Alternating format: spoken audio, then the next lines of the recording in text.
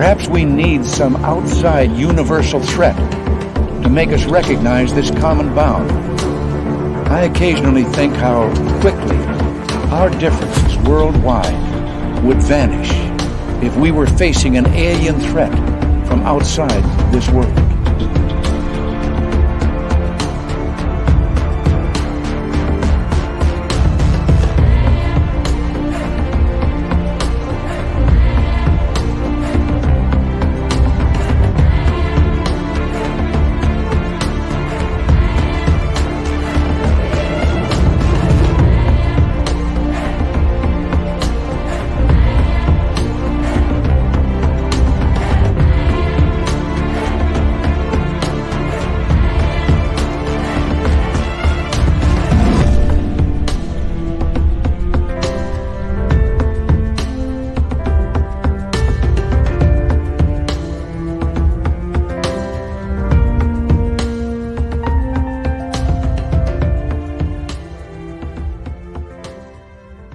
Good evening. It is Friday night here on Spaced Out Radio, and it is Roundtable night as it is the final Friday of the month. Thank you so much for joining us. My name is Dave Scott, and we are in for one power show tonight. Science Bob is here, Tim Senor, Marquise Williams, Jessica Jones, and Random Guy will be here as well. But before we get going, let's say hello to all of you. We got Race Fan in the gold medal position, Raymond L. in the silver, Robert Lamoth taking home a nice bronze medal tonight. And who else? We got Roy Boy, Laura Lobbs, Brown Dwarf, Lisa C. Alien Universe is here. Alien Universe will be signing autographs after the show. Line up to the left of the studio if you don't mind. To the left of the studio. Continuing on here, we have Dog from Australia. Stephanie Kenny Blankenship. Human Carl is back. Thank you, Human Carl, for your great service in the United States Air Force. We love all veterans around here. Lisa C. and Monica, how are you? Number 16 in your program, starting at left wing from Stockholm, Sweden. Lars Janssen. Obi Flett, thank you for coming on in and kicking off the super chat tonight. Very much appreciated, Obi. Thank you for the love. And the super chat is a wonderful way to support what we do on this show on a nightly basis. North Alabama Cryptid, David Baxter. How you doing, man? We got to get you on the show. Go to info@spacedoutradio.com. Info@spacedoutradio.com and hit us up.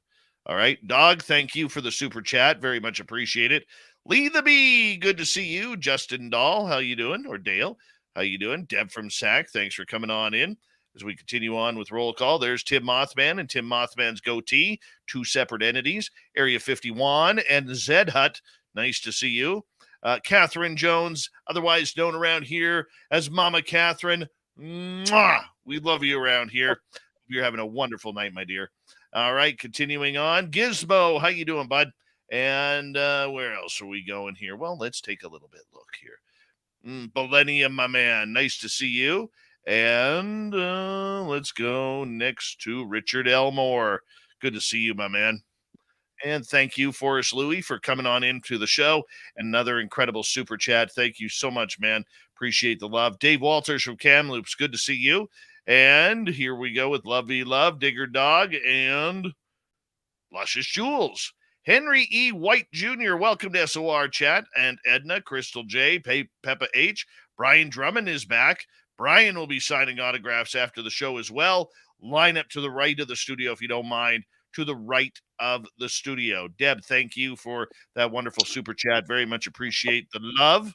And I am Pam. I am Pam, people. I am frickin' Pam. Yes, she's back. Thank you, Deb. Once again, Penman.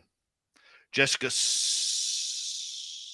W. David Page, good to see you. And who else do we got here? We have Science Melinda. Nice to have you back. Doug Shelby is here. The Doug Shelby has arrived, which means we can officially start this show. Moving on, let's get the radio side going. So that way we can get in old Bill WD-40 to lube us up for tonight's show. And continuing on here. Let's see. Who do we got? Lake Fairy Files. Welcome to SOR Chat. And Chris Teen, good to see you. Where are we here? Susan Alloway, thank you for joining us. Justin Shapker and your amazing hair. I had a wash and condition today, Justin, trying to keep up with you. Joseph, how you doing? Good to see you. And who else? Oh, sweet. Donna Spencer, Mr. Eon, voice of the gods. I will be talking to you this weekend. And let's see here. Jerry O'Brien, good to see you. Science Bob in the chat room as well. Drew Morris, good to see you. And let's see, who's this? Human Carl, a great super chat. Human Carl, thank you very much for the love, my man. Very much appreciate it. We got 16 seconds. Can we finish strong? Richard Minnick, Roger Murray, good to see you. Jimmy or Jerry or Johnny or Jiff at JSCO, thank you for coming on in. And I think we're caught up. Horns up.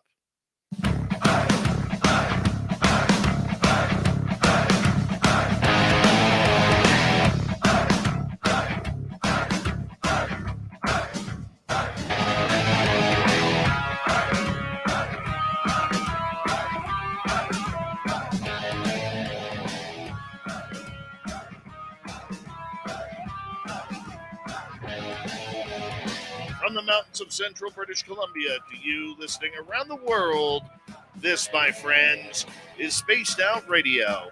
I am your host, Dave Scott, sitting in the captain's chair of SOR headquarters. We welcome you to tonight's show on our terrestrial affiliate around North America, digitally on Odyssey Radio, TalkStream Live, KPNL. All of our archives are free.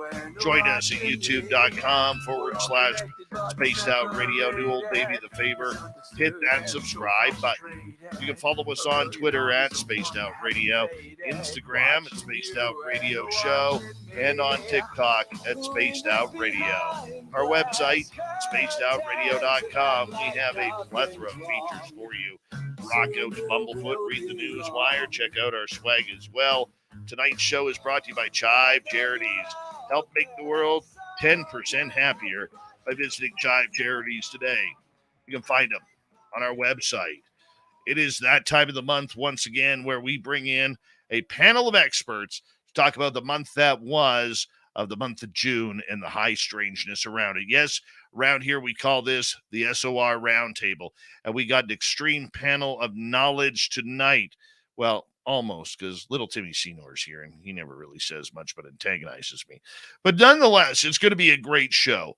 And you know what? Situated right in between Canada Day and 4th of July down south, we say hello to Marquise Williams from the After Hours Show, Science Bob McGuire, our resident grumpy man. Yeah, that's random guy. Jessica Jones from the Cryptid Huntress, and from the UFO Report, Tim Senor. And everyone, thank you so much for hopping on in here, because this is an important event here. We're right in between Canada Day. We're right in between the 4th of July, and we're talking UFOs. We should be celebrating, but what the hell is going on in the UFO world? Let's start off, Science Bob, with David Grush, because Ross Coulthard earlier this month really put up a very, very strong report. It was first broken by the debrief.org with Ralph Blumenthal and Leslie Kane, that a whistleblower named David Grush had come in. And now, after everything Grush said, the only thing we seem to care about in the UFO world is whether or not he has autism, which shouldn't make a difference whatsoever at all. But let's talk about the importance of David Grush, Science Bob, and him coming into the UFO party. Okay, so David is a highly decorated Air Force veteran. After the Air Force, he went into working for the intelligence community, and he served on several different agencies and capacities for DIA, NRO, NGA, and UAPTF in the Pentagon, and then out. Okay, so then he was UAPTF, and then he was NGA's representative to UAPTF, the National Geospatial Intelligence Agency. It makes plenty of sense for him to be there. So in that capacity, he began to get what everybody in this field gets. Everybody, whether you're inside government or outside government, if people know you're interested, they walk up and whisper to you. So he began having people come up and whispering stuff to him about crash retrievals and bodies and so forth and secret space programs. How many of us have not known these stories for years and years and years? He had one thing none of us had. He had a security clearance, tasked to find out stuff, and the need to know. And that's what he has that no one else had. This guy has tremendous credentials. He was presidential daily briefer for the President of the United States of America. You don't get close to the President of the United States of America if you're not a true blue, well-known, squeaky clean, patriotic American. You just don't get close. All right, so he's one of those. He's a Boy Scout. So, you know, I have a kid that's on the spectrum. I know what Asperger's looks like. They don't call it Asperger's anymore. They just say you're on the autism spectrum. And so people have this picture of people that are really kind of hard to connect with reality kind of people, when actually all the ones I knew, which were many, because 3/4 of the people I worked with in my first 20 years working for the government was in a place where 3/4 of them had Asperger's. Okay, so I know exactly what they're like. They're highly functioning, highly intelligent. When they get a mind to, they hyper focus. I saw one of these guys take 80 bytes, 8 times 80 bits, and figure out one of the most complicated crypto systems I have ever seen in my life from 80 bytes of data. And that's all he had was 80 bytes of data, and figured it out. And just with these people, when they hyper focus and they go in. And you can tell from his demeanor, the way he talked about it, etc. David Grush got obsessed with figuring out what were all these rumors people were telling him. And he took 4 years of looking before he was finally certain enough to say, hey, I can't put up with this. I got to go tell the Department of Defense Inspector General that some of these programs, I think they're committing crimes. They're not being given oversight by the Congress of the United States. And people are telling me there's bodies, crimes have been committed, and we have full-blown UFOs, and we're covering up technology that would save our planet. Save our planet. Okay. All right. So he goes, and almost immediately after he goes to the DOD Inspector General, he begins seeing repercussions. These are threats, removal of accesses. He wound up not having any more access to the special access programs he had been in before. Slowly but surely, his situation was eroded. So in the end, he sat in his office with all the evidence he had collected, and he decided, I know what to do this. I'll go outside the Pentagon. He went to, because UAPTF is joint between the Pentagon and the Director of National Intelligence. So he went to the intelligence community, Inspector General, laid out the evidence, and other people came in and talked to the IC Inspector General, and they corroborated his evidence with more firsthand evidence. The Inspector General for the intelligence community saw things David Grush had not seen.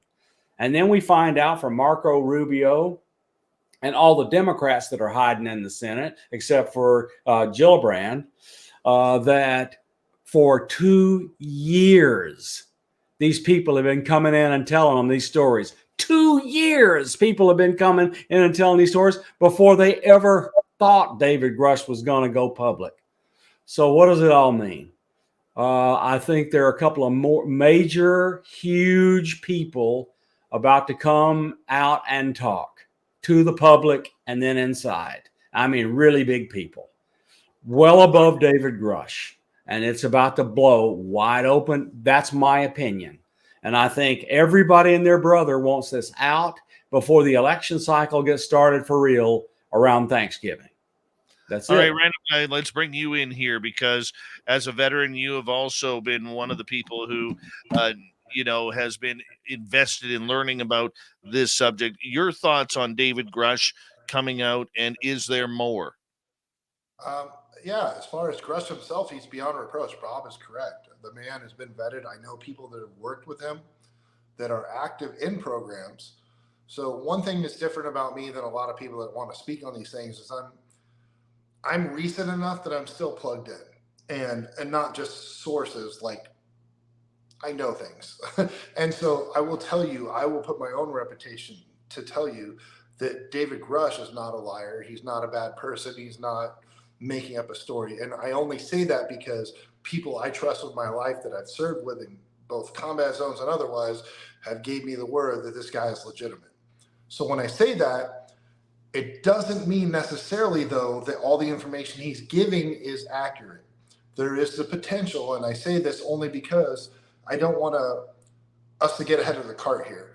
I don't want us to. There is the potential that perhaps he was misled at points. There is perhaps the chance that people he trusted did not fully either were not transparent or had their own agendas. That's not beyond a possibility. But David Grush is a man, from everybody I know that does this job, has told me he is that guy. Like, so we need to not, regardless of how this comes out, I guess the thing for me, let's not pin this on the man. He's trying his best with what he has. And I feel from other sources I have that some of this is not going to pan out. And I won't go into that because I can't. But I will tell you, there's going to be some contested things that will be validly contested that's going to come up soon. Do not take it personally to David Grush, because everything I've heard is just like Lou Elizondo has been completely hounded. Everybody I know that worked with Lou, I know guys in OSI, guys at NSA, they've all told me Lou is the man. So it's like, in some cases, though, we have to leave that little bit of reserve that maybe they were either misled or embellished upon, and maybe people they trusted in may have misled them a little bit. Overall, I believe Grush. I believe his stories. I think some of it's going to be a problem because I feel like at some point when he asked a lot of questions, he was intentionally misled. And I think that's going to come to light. And unfortunately, that's going to become a character assassination. And I just want to tell you guys that's going to happen before it happens. But everything I've known as a military guy with guys that do this job, they're telling me it's not Dave. It's whoever's intentionally screwing him over by telling him the wrong things. And he's bringing some of that into his official reporting. And if they're hoping that the dark side, if you will, whatever you want to call it, is hoping that's enough to throw his entire story off. Why would be, for us who don't understand how this works, random guy, what would be the purpose of throwing David Grush under the bus if others are ready to come out and speak under the Whistleblower Act? Well, Bob, I know Bob, I have great respect for Bob, but I don't think the higher people than Grush are going to come. He has his sources, I have mine. From the people I've spoken to, that's not going to happen. So there is going to be a lot more witnesses, but they're going to be at the Grush or lower supportive level type stuff. And unfortunately, if they create a reasonable doubt with Grush, they're hoping that feeds into anybody else. They're like, okay, if we prove one thing Grush said that wasn't right, if we prove one thing, you can now cast a doubt all of these other legitimate witnesses. And that's what they're playing upon. That's their game plan. Really? Wow. Tim Senor, let's get your opinion of the David Grush story coming out this month. I know you and I covered it pretty heavily in regards to the UFO report. I want to get your take on it, looking back. You might want to unmute your microphone first. Yeah, that helps. Sound usually works here for us. There you go, Tim. All right. Thanks, buddy. So I guess at this point, I'm looking at things and considering that in Congress, we may have some individuals that I would consider, quote unquote, the unconvinceables. Like, no matter what we bring at this point, it's not going to be enough. And I hold an example at Representative Jim Himes, who was on the committee even 2 years ago when Congress held its first congressional UAP hearings. And during his recent 5 minutes of questioning, Himes was assured by Deputy Director of Naval Intelligence Scott Bray and Undersecretary of Defense for Intelligence and Secretary Ronald Moultrie, that the government has never recovered organic or inorganic UAP material. And in the quote, excuse me, he says, "I was assured by all of the various units that there was no material," Himes told me while waiting for an elevator, in this quote. So he continues to say no organic nor inorganic material, that that they were hiding, or anything else. So I'm skeptical. So it seems like no matter what, there's always going to be some counter measures in place in Congress for people that are just kind of not going to believe anything that they're brought at this point. And again, I like to call them the unconvincibles, because unless they're shown evidence, I don't think we're going to change their mind, even with the quote unquote confidential briefings that they're receiving. Jessica Jones, I know you're more cryptid, but I know you've been following the UFO stuff as well. You know, in this entire field, we have critics, we have skeptics, we have a little bit of everything, and especially the believers and the hardcore believers who will, be waving the UFO disclosure flag as far as they can in order to pursue the disclosure movement. You know, when we see the critics online, you have been targeted, I've been targeted, many others have been targeted with it. And if you have a differing opinion on things, it seems to turn into almost an abuse online regarding it. As someone who's gone through that, when you see a person like David Grush, who is absolutely going to be grilled by everybody in the UFO community, in the science community, in the military community, I mean, how if you were him, how would you put up with that? What would you do? Well, I have personal experience with all of this, and it was actually harder for me to come out as a remote viewer, and being trained by people who taught me, the military way of remote viewing. It was harder for me to come out as a remote viewer than it was a Bigfoot researcher, because that is really criticized big time, and people just really aren't ready. First of all, a lot of people aren't ready for that side of the research, that facet of the cryptid research. And so I've been there. I've had at least one or two people that have really attacked me, and they find one thing that they could have any kind of reasonable doubt on, and they go after it, pounding at it, and that's okay. That's just the way it is, and so we're eating our own here in a lot of ways, and I can see where it'd be easy to have one little thing and that would discredit you. And I feel that for him, but it's just the nature of the game, and that's how it goes. And there's a vested interest in keeping all of this, a secret, and not having full disclosure. And so there are people working around the clock all the time to find that one little bit of information to completely discredit you. And so we have to be aware of that as researchers. All right, let's bring in Marquise Williams. I know you're very passionate. You're somebody who waves that disclosure flag almost as hard as anybody. And, you tell me, what do you think is going on here? David Grush, I know you've been mesmerized by him. Mesmerized. David Grush is an American hero, just like Lou Elizondo, my heroes. I'm kidding, kind of. I don't know. I mean, I think when you mentioned a lot, there's a lot of things that were mentioned during each one of your statements here. And I think everybody has something valuable to add. I think everybody has said something that's extremely relevant to this conversation. The fact that there are more whistleblowers that have been speaking to members of Congress for 2 years now is a big deal. That means that they've known for 2 years and they've been keeping this stuff quiet, and they've waited until now for some reason to bring forth more of this information, including David Grush's testimony, which has been brought forth recently. They also have allegedly known about these classified programs, or these off-the-books programs, because they've been told about them, including their locations, the program names, and the people involved. I think that's a pretty explicit information to be used to find out who these people are and what programs and what's being involved with these programs. They've implemented policies, at least recently, that do not give them funding if they do not disclose these programs Even if they try to do this whole, I guess Lockheed Martin is now allegedly, according to Ross Coulthart, is trying to divest their UFO, allegedly, according to his connections. They're trying to get rid of it, essentially. There's a lot of things that are happening.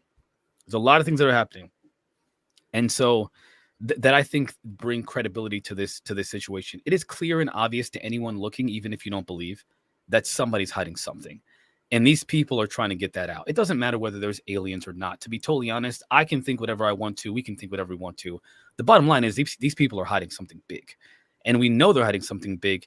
And who cares what it is? We need to know, because what's being alleged is there's illegal activity involved with these programs. So let's start with that for now. And we can speculate about aliens and UFOs if we want to. The skeptics will always have something against that. Let's kind of double down on the fact that there's a problem here and it needs solved. Well, I don't think that's a problem that can be solved. I mean, this has been going on for decades. I mean, whether it was the CIA running heroin through Vietnam, or whether it was other FBI in this, but yes. FBI peddling crack cocaine to the black community to destabilize the family, right? We know about that. So I'm way too Canadian for that one, man. Canadian for that one. It's a big deal. But the fact is, we do know what's going on. We do know that there are, shenanigans being played. But let's keep it to David Grush here for a couple of minutes here, because David Grush is somebody who has been doing this for a couple of years now, behind the scenes. We know that. Actually, I kind of forgot. You mentioned about his autism. That's been an issue in the public. There's a couple of things that have been said about that autism on both sides. On the one side, the side of anybody who's a humanitarian in any way whatsoever, or is just humanistic, you've got people who say that autism doesn't necessarily define someone's capabilities to do their job, because clearly David Grush for 14 years has, in an official capacity, served the United States government and the military and the intelligence community honorably. It's undeniable. Even Random Guy, the Bob, two opposites in terms of their perspectives are agreeing on that. It's undeniable. So the autism is irrelevant in that aspect. Then you have those who are essentially grifters, or if you will, people who like to smear other people for their own potentially financial or for clout. They say things like, "Oh, he's been lied to, and because he's autistic, he'll believe anything." Well, that doesn't jive with reality, and unless you're somebody who can think critically about these things, you would never come to that conclusion anyway. So the autism is essentially irrelevant either way. But that's, I think, a point. Those 2 points, I think, are at least notable to mention for those two perspectives. In my opinion, is that David Grush is clearly, along with Bob and Random Guy, clearly a credible witness, credible person. And if he's telling the truth, let's find out. That's all about it, doing the investigation. If he's telling the truth, who cares what the truth is? Something's there, right? If he's lying, well, he's going to go to jail, and then we'll have to start all over again. Let's find out. I guess it's just that easy. We got 1 minute to go. And let's not forget, David Grush, too, over the last 2 years, has been talking to other countries. We know he's met with Canada and the Canadian government a couple of times.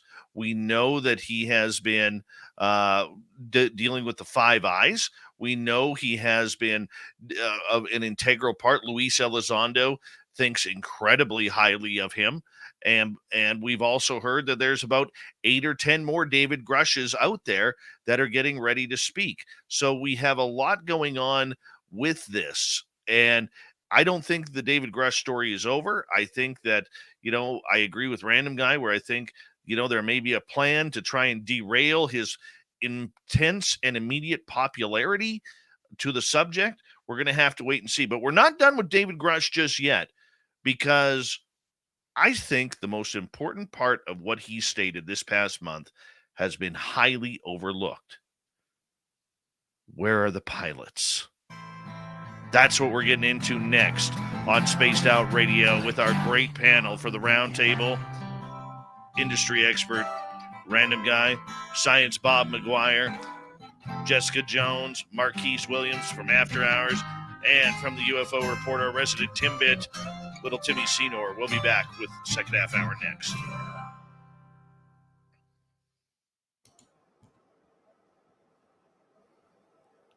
I got to tell you my awesome day today. Tell it. So let me tell you the thing I learned today. I feel like a complete jackass. Melinda, Linda, and I met David Grush in Huntsville last summer. No way. He sat at the table right in front of us at SCU in Huntsville. I have a picture of him. No Can I way. ask a question? Yep. Why were you in Huntsville specifically? At the SCU conference. You know Huntsville's relevant for other stuff, right? Oh yeah, no. Taylor, Tim, and Jay Stratton, and I think he went down there to talk to Radiant, just like they did, to find a place to work. If you're as plugged in as I know you are, then you know why Huntsville is relevant. Oh yeah, of course I do. Yeah, but look, Huntsville has been relevant since Werner von Braun came over here telling us all these stories. People don't know what's going on down there, though. No, so that's pretty cool. That's a pretty cool anecdotal story, but yeah. You know, So just let me say that I know of a senior executive who is ready to talk. You know, Tim, listening to these two spooky guys talk, it reminds me we should, at this time of the night, say hello, how are you, to all the agents and agencies out there who are tuning us in tonight. Thank you. Give us a call sometime. You don't need our phone numbers because you already got them. And remember, some of us can be bought. Some of us can be bought. My favorite line. Thank you very much to the NSA and everybody else for tuning in. I had an awesome day today. We have had a bunch of real heavy rain lately, but it's like gotten rain, heat. So put the top down on my Jeep today. My little guy and I went puddle jumping. Every time we saw a puddle, I just absolutely gunned it through it. The wall of water coming over top of the Jeep, splashing me, splashing him. It was awesome. Well, just get all that rain east of the Rockies so we can get rid of the smoke. I don't have any smoke. Yeah, no, you don't. You're west of the Rockies. Fine by me. I'm okay. No time you guys experienced what I've had to deal with the last few years. Yeah, I had a sinus headache and a scratchy throat and coughed all day today because we were red to purple today all day. Oh, yeah. I know what that's like. Yeah. So, yeah, that's interesting. You know what's funny is our idiot prime minister has and not to turn this politically or anything, but our idiot prime minister was apparently talking to Biden about all the smoke and everything. They were talking about it being climate change. Yet I think it's 88% of the fires have started by humans. Have been started by humans. Like some stupid statistic like that. So, yeah, the world is on fire. The world is on fire. We're all gonna die. As Billy Joel saying, we did not start the fire. It's always been burning since the world's been turning, people. Let me tell you the thing that bugs me about kind of all the goofball and yibbity yabbity and not paying attention. Do you people here real? I bet random guy does, but people don't realize that we have utterly mobilized the entirety of NATO to the Russian border. Yeah, the entirety of it. Yeah, that's a little hundreds of thousands of soldiers and billions of dollars worth of materials. We have B-2 bombers, B-1 bombers, F-117 bombers. We're getting ready to light Russia up if they fart. Yeah, keep in mind they're not publicizing this. It's not one of the things in the forefront of the media either, which I find very except go on combat. What is it? Combat. I'll give you the YouTube site. Yeah. Reel after publicity reel that's coming right out of the Pentagon because they're right there filming the soldiers, showing their faces, showing their insignias, showing the airplanes, the tanks. I could tell you what material they're taking. and which battalions it is. I can tell you where they're going. They want Russia to know.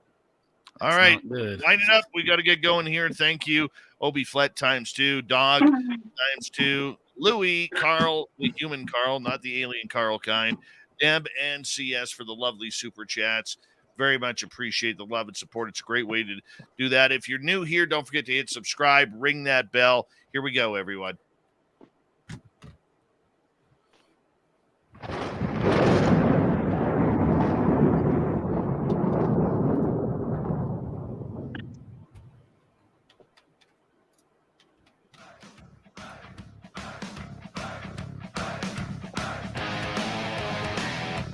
Second half hour, Spaced Out Radio is now underway.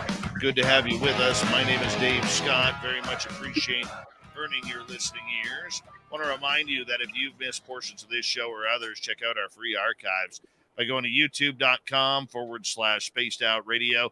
Do old Davey the favor, hit that subscribe button. Our website is spacedoutradio.com. We have a plethora of features for you. Rock out to Bumblefoot, read the news wire, check out our swag as well. Follow us on Twitter at Spaced Out Radio, Instagram at Spaced Out Radio Show, and on TikTok at Spaced Out Radio. We got the SOR Roundtable panel going on tonight as we are talking about the month that was, the high strangeness. The biggest name going on is a gentleman named David Grush, who is a whistleblower who came out courtesy of news reports, did a 7-hour-long interview with investigative journalist Ross Coulthart. And one of those things that he stated in that interview with Russ is the fact that not only do we have crash retrievals, we got intact craft, but more importantly, we got the pilots. Now, if David Grush is fully telling the truth to the information he has received, why the media, why the UFO world has not focused on that blows my bloody mind. Because to me, that's halfway to disclosure right there. For years, since the To the Stars Academy came out, we saw them separate aliens from UFOs, which became the term UAP. And now David Grush, 6 years later, is the first person to mention that these craft have pilots. Tim Senor, I want to start with you on this one because you and I have debated this on the UFO Report a couple of times now, and I still can't believe that nobody is talking about that one sentence where he talked about the pilots, Tim. This is one of the most, or could be one of the most important sentences in the history of the world, and no one's talking about it. Yeah, you're absolutely right. And we know that even Leslie Keene, the reporter that brought the debrief article to the public, didn't want to report on the pilots either. So it seems to be quite a topic that is still taboo for whatever reason. And when asked about it, she said that that was part of the story that either she decided not to report on directly or that it was just too much. Literally, I think is what she said. So if our media isn't even reporting on it, how are we supposed to talk about it? The only place we heard it was directly from David Grush during the News Nation interview that we got from Ross Coulthart. So is this the only place that we're going to hear that? Because it's incredibly frustrating to be, hearing that over and over in that report and not have it discussed by the media that's even reporting on it itself. That's the interesting part of the story. You're absolutely right. And it seems to be just breezed over. So my theory is that that is the part of the story that is probably the hardest, to corroborate with evidence, and perhaps the part of the story that the public may not be ready for in big mass media's perspective, let's say. But I'm interested to see what the rest of the team thinks, because I would love that part of the story to be discussed more. I think it needs to be discussed more because of the fact that if it's true, we know something has to be flying it. And at first, when Lou Elizondo and Chris Mellon Marquise first came out, they were talking Russia, China, but it's not of this earth. Well, if it's not of this earth, that means it's not Russia, it's not China, it's not the Iranians, it's not the any terrorist type group. It's something from out of our control on this planet, which means that something or someone has to be flying it, because machines just don't fly themselves, at least as far as we know right now. Okay? Something was flying it. And this denial, I remember Sean Cahill telling me in a private conversation, okay, which not so private now. Frankly, I don't care. Let's get to the information. Okay? Saying the media, the public, but more importantly, the government elected officials could handle UFOs. They could not handle aliens as of yet. And I remember that conversation clearly. But now with David Grush coming out and confirming that we have pilots, that's a whole new ballgame, Marquise. Yeah, there's a couple things. Oh my gosh, I'm gonna try to keep this brief. You do that thing, you know. There's like 5 things that I want to talk topic, about. Man. Nope, This is all relevant. It's all relevant. So let's talk about what Louis Elizondo has and others have said about the phenomena. They've said a couple things. One, they've mentioned very clearly it's not Russia, it's not China. Then whose is it, right? It's not ours. It's no one on this planet, but it's someone else's.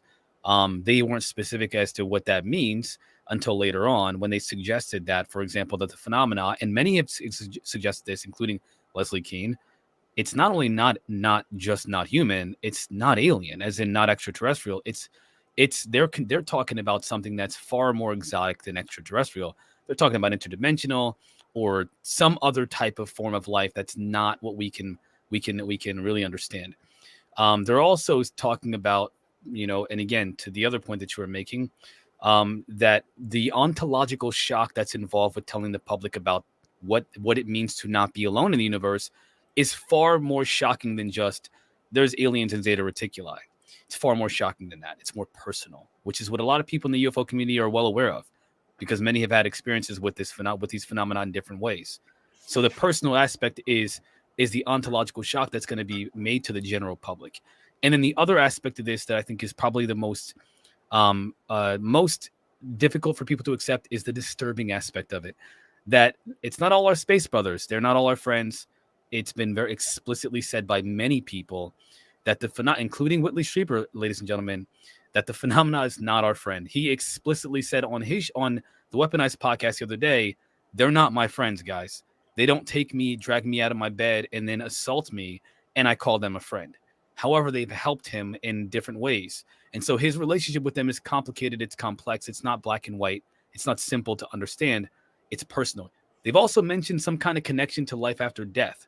Imagine finding out that this phenomena, for example, and this is just a hypothetical, is not only not, you see the alien bodies, you think that they're extraterrestrials. What if they're constructs from a being that's from somewhere else, another dimension, so to speak, a multiverse, if you will? They've constructed these beings that are interacting with us because they can't directly interact with us. And they're doing things that are paranormal in nature. And that's demonstrated with the abduction phenomena and many other things. And so now we've got to address the public. Hey, by the way, you know those ghost stories you talk about? Yeah, they're everywhere. There's more stuff going on. Oh, you know those aliens? Yeah, they're a little bit more than just aliens. Hey, you know that religion used to believe? Hey, it's a little different than what you thought it was. And on and on and on and on and on. And I just read a tweet about Jimmy Carter being briefed on the reality of the phenomena, and he was in tears. And I can't say, of course, because I don't want to upset the audience, but I think y'all need to check out, Google why Jimmy Carter was crying when he found out about what the phenomena represents. Again, it's ontological shock.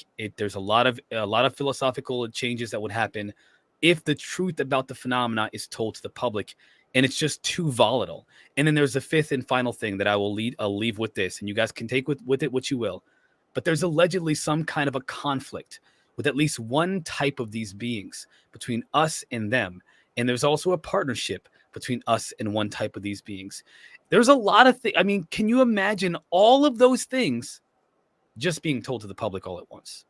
It's hard to accept, even for the UFO community. Okay, now could you answer the question, which is, what do you think about David Grush saying that we have pilots right now? the reason why they won't say it is because of all 5 of those reasons that I just mentioned. That was a direct answer to your question. I guess I can change it and make it a little bit differently. I think the reason why he's not telling them is because there's an ontological shock with the truth is going to cause ontological shock to the public. They're not going to be able to accept the things that I just mentioned. People in the UFO community think they're all our space brothers. Imagine telling them and finding out that it's not. How hard is that to accept? It's like telling a Christian or a Muslim or whatever, hey, you know what? All of them are true. They're just different aliens. I mean, it's hard to accept. It's hard to accept. All right, Jessica Jones, let's get to you here. We see this whistleblower coming out talking about pilots and that we do have bodies. We do have, the people who, or the things or monsters or cryptids or aliens or whatever you want to call them that have been flying these craft. If we could believe David Grush, how is this going to change history? I mean, you're talking to a girl who's actually seen aliens, ETs, with my own eyes. At least 3 different ones, okay? I know they're real. I know the phenomenon's real. I've been researching Bigfoot out in the field, Dogman, all these cryptids for a long time, okay? I have to kind of I agree and disagree with some of the things that have been said tonight, because I do think that a lot of us are ready for this full disclosure, okay? And I don't think that everybody's going to freak out so bad. Yeah, the general public could freak out, okay, when they find out the aliens are real. We have such a huge community right now, and it's growing every day, of people in the cryptid field and people that have experienced Bigfoot. I like to say that Bigfoot is raising the consciousness of this planet one sighting at a time, okay?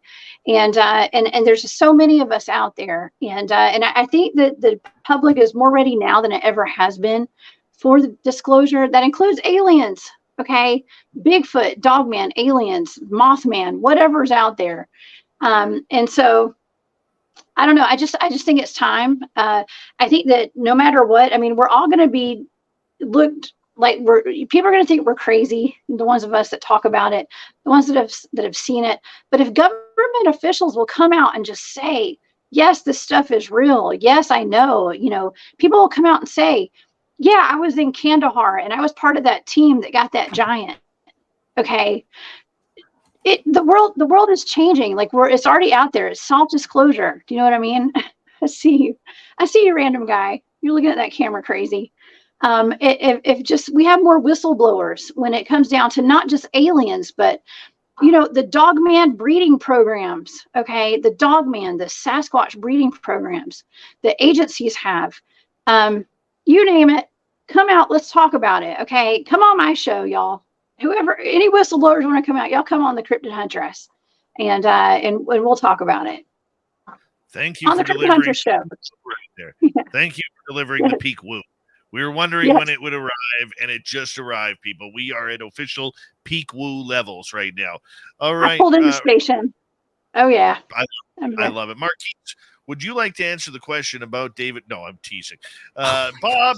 Science Bob, David Grush. I mean, talking about pilots. This is where it gets a little bit interesting, Science Bob, because we'd never really heard it before. We'd only speculated. I think there's absolutely zero way, once it starts, the floodgate won't open if you talk about the pilots. Now, I know what they want to limit it to. They want to limit it to technology and craft and energy sources and so forth, because that's going to change our way of life dramatically. If they could get past that, so everybody views it as positive, people may not have all these movie images of the bad aliens taking us away and all these documentaries saying they take away and rape our women and steal our children and do other things, take them away forever. And you got David Paulides says they're taken away, and thousands of people are being stolen every year. I mean, there's a lot of negative been said about these entities, and maybe it's true.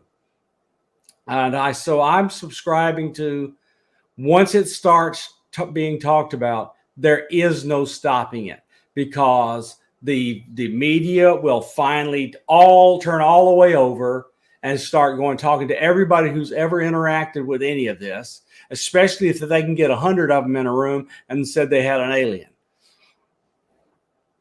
What if more whistleblowers start coming out, Bob, and talking about the aliens, talking about the pilots? That's what I'm telling you. There's nothing that is going to stop this from coming all the way out. So the only thing that will stop them is if they don't want to lose their security clearance. They can say you may not talk. They may make them sign a non-disclosure agreement when they walk in to testify.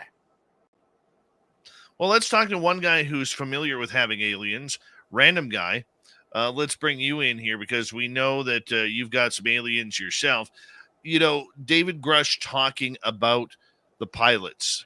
Was this a slip of the tongue with it? Was this something that he maybe have been waved off on to complete? Okay, that's saying, hey, you may want to mention this, or how does this come out, random guy? The pilots for David Grush is hearsay. It's guys that were like, hey. We need you to speak up a little bit, buddy. Oh, I'm sorry. It's my timid ways.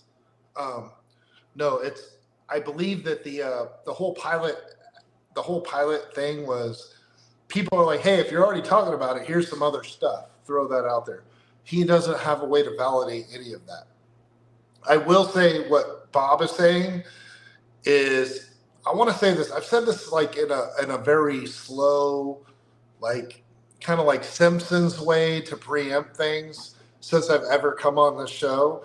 1996 is the year that you need to focus on. I can't tell you why, but I will tell you a standard, yes, there's lifetime NDAs, there's this, there's that, but a standard TS degradation of service is 50 years. 2046, I know everybody's like, 20 more years. I'm not saying that's when it all comes out, but by then, that's like the deadline for when it has to come out. I'm telling you, that absolutely. The next 23 years, this stuff's going to trickle. It's going to be argued about. Some of it will be proven to be false. Some of it will be proven to be true. And for those of you that are young enough, you will be happy to understand that by 2046, what you guys consider full disclosure has to happen. Because everything that runs out from the end of the Clinton era will come to face, and that's when they redistributed allocation of experimental discoveries, we'll say, right? I'm telling you, that's how it's going to work. The Grush thing with the aliens, the bodies, the pilots, whatever you want to take from that, I think it's going to end up being a nothing burger because he's going off a hearsay. And over the course of the next 23 years, this is going to come out slowly. And I know everybody hates me and thinks I'm an idiot or I'm talking lies. I'm telling you guys, that is the absolute dead stop for all the truth that you want. Going on record right now, and I promise you. I hope I live that long. I drink and I'm Irish. But I promise you 2046 is the dead stop for absolute all disclosure. Prior to the year 2000, everything in every way of any account will come out officially. Science Bob, do you want to? Yeah, I do. So just one thing that random guy and other people are, when they talk about this, that's our plans, dude. That doesn't include what the non-human intelligence has planned. Mm. The non-human intelligence gets a vote, and they are coming long before then. Yeah. Long before then. Yeah, we're talking years, not a handful of years, and I don't mean 10. Yeah, I'm talking. I'm giving the dead stop, Bob. I'm telling you, you know what I'm talking about. TSSCI has a 50-year standard. We get lifetimes if you're on a mission, if you're on the Bin Laden mission, if you're on this, that is a lifetime thing. I've signed lifetime TS NDAs. degradation is 50 years, and I've signed lifetime NDAs, but people don't know that when Clinton was president, he sent everybody and their brother to try to find the UFO stuff, and they went, "Oh crap! How can we hide this?" And they jumbled how SAPs work. They did unacknowledged SAPs. They moved all the crap into corporations, and they figured it out so that Clinton couldn't get a hold of it. And they thought they had protected it forever. People don't know that Bill Clinton, I'm not going to do politics here, and I tend to lean conservative. I love Bill Clinton because he disrupted just enough. It's going to go down when history 100 years back looks back. Clinton is bringing you disclosure. He and Hillary and that's not Rockefeller. even, that's as a, He not giving a crap and about Hillary politics. and Rockefeller blew the door open. Don't you find that interesting that Tom DeLonge literally mentioned being in contact with the officials in the Clinton administration for the explicit purpose of coming out to be the ones that are going to bring all of this. I mean, you're talking about, it's just interesting you're mentioning that, but the disclosure wasn't that there aren't aliens. The disclosure was that we're not alone in the universe. That was kind of, and again, the fact that it was Tom DeLonge is what kind of makes me. By the way, they deleted in all of the emails between him and Podesta on the WikiLeaks website. Deleted them. They're gone. So I feel like there's clearly something going on where they're trying to continue to cover up what has been done throughout the last century of history with this phenomena. And people are using a lot of the things that are the little, there's like one or two things here or there that come out that's like, okay, that's kind of a retort. But there's so much weight on disclosure right now. The scale is definitely tipping. You can Mick West and Green Street and the Black Vault can sit here and they can do their little nitpicking. And Louis Lozano ate a cheeseburger yesterday, but he said he ate a ham sandwich. They can do that, but the reality is that the scale is tipping. It's coming, man. It's coming. And to Bob's point, we ain't the only ones who are in control of disclosure. They still got a hand in this. Right. There is kind of an elephant in the room, though. Recently the oversight chair Comer came out with the fact that UAP witnesses were failing background checks, which is a few of them where there was a very small, 5% or something like that of like, I don't even know how many right. were failing some of their they were failing their background checks. But let me tell you what that means. I'll tell you what it means. I tell you exactly what it means. It means 5% of the people who are retired and are now ready to talk, they went off and they got drunk and they wrecked their car or whatever. They cheated on their taxes, whatever. That doesn't mean what they say isn't true. It means they can't be read back in so they can talk about what they know because it's classified. Right. If they don't have a clearance, they can't even talk about it. If they've gotten drunk and run into a tree and they've committed a felony or et cetera, they're not going to be cleared, so they can't talk about what they know legally. Well, James Comer did find David Grush credible. And so those people that weren't found credible and their backgrounds didn't clear, they were replaced for some issues, quote unquote. Right. Yeah. And so replaced is also an interesting word, meaning that there's kind of a B list, if you will.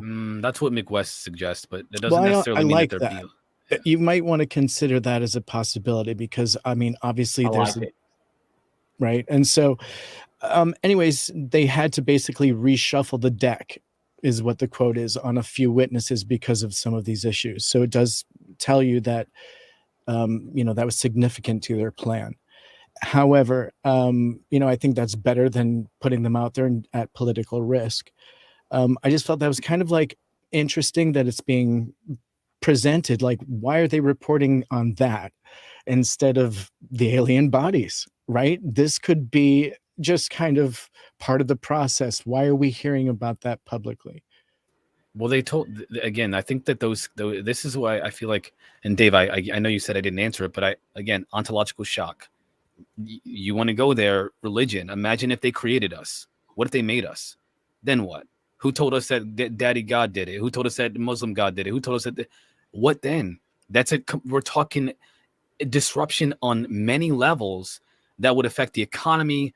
There would be complete societal collapse for just those reasons alone, if it's true. And that's what they've been tussling with, telling people is because of that.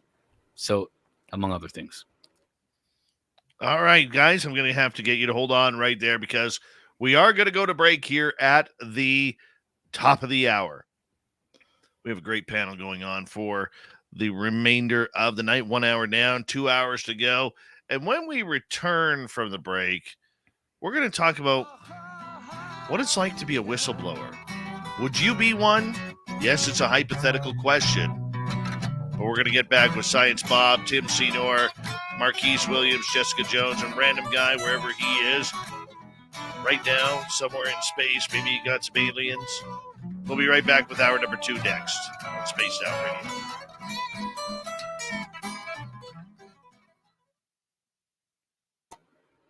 All right, just a reminder, guys. StreamYard bleeds audio, so if we get more than one person talking at a time, it bleeds the audio out. So let's just try and make sure that we're not over talking. All right, Lisa Bartoloni, how you doing?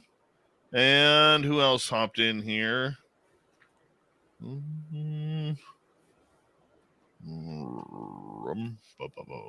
Mr. Cowley, welcome back to the show. Oh, Mr. Cowley loves his Spaced Out Radio. Super Duke, how you doing, Super Duke? Michael's kicking off. I think we're caught up. You know, these generals gathered in their masses, just like witches at black masses, evil minds that plot destruction, sorcerers of death's construction. That's awesome. That's awesome. I love That's Black awesome. Sabbath. That's awesome. That's good stuff, man. Good stuff, brother.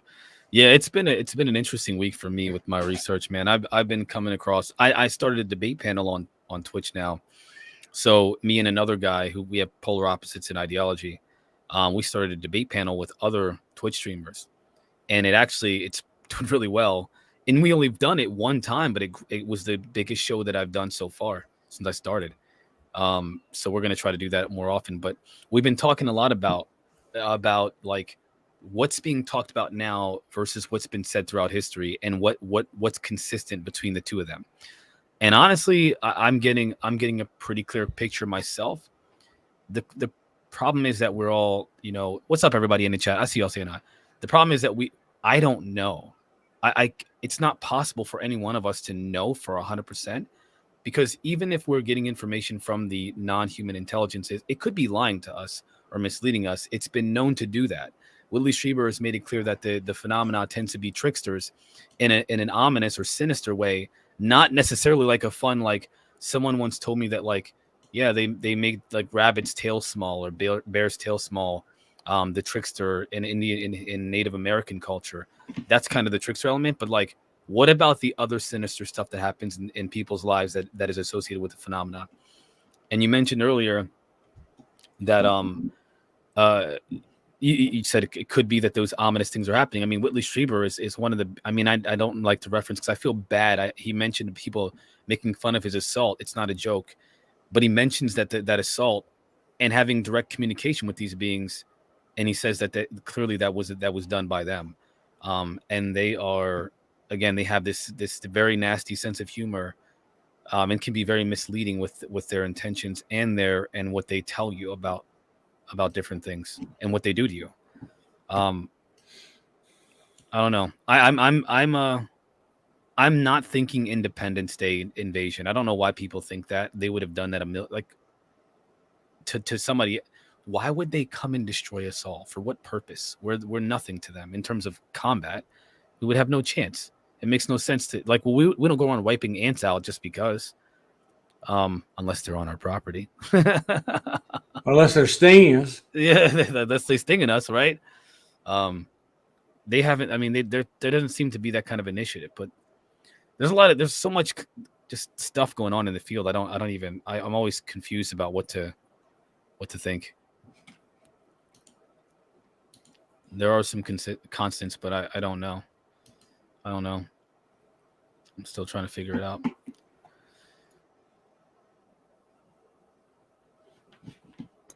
And when it comes to people, I am probably one of the most, especially as a new guy, I lost followers for the position that I take, which is fine because I gained a lot more than I lost. But, it's funny how, like, I always thought that this would be a place to be more welcoming than anything, but it's actually more divided than even the field that we can't mention before the show, for obvious reasons. It's just as divided as that, More so, I think. I think so, because it's more of like a religious type of thing, in my opinion. Yeah. Jessica? Marquise, it's the same in the cryptid community. I mean, it's no different. Cryptids, aliens, UFOs, whatever. It's all the same. I found out about the cryptid community is like that as well, which again, I mean, I've kind of embraced it all now. Like I kind of like, oh yeah, let's do this. But Totally. Me too. But I am not a Greer fanboy, Stargazer. He's trying to get me all fired up already tonight. What's wrong with you, man? So I mean, you see this 6 feet in front of you, and your perspective changes. Mm-hmm. What's up, UP Studies Podcast? Thank you for the shout out. Oh yeah. Well, I've seen that before. I think you showed me. Yeah, I know you have, but others haven't. Creepy. I'm telling That's you, creepy. and our audience hasn't. So anyway, if you see this 6 feet in front of you, your perspective changes completely. There's no denying what you can see 6 feet in front of you. Anyway, there you go. That's enough. Yeah, that's bizarre, man. All right. Just waiting for random guy to come back in. I think he's got computer issues right now. Willard Wright, how you doing? Did I miss anyone? Michelle, welcome. Brian Smith. And thank you to our super chatters. Grant, Obi Flet ×2, Dog, CS, Dog again, Louis ×2, Deb Carl, Matrix, and Pam H. Don't forget to hit the subscribe button, ring that bell. We're here 7 days a week. Here we go.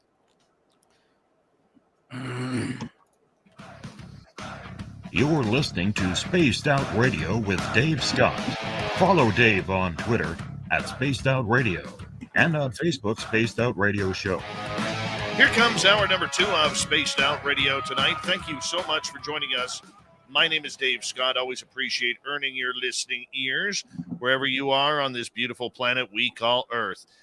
Hi to everyone listening in on our terrestrial affiliates around North America, digitally on Odyssey Radio, TalkStream Live, and KPNL.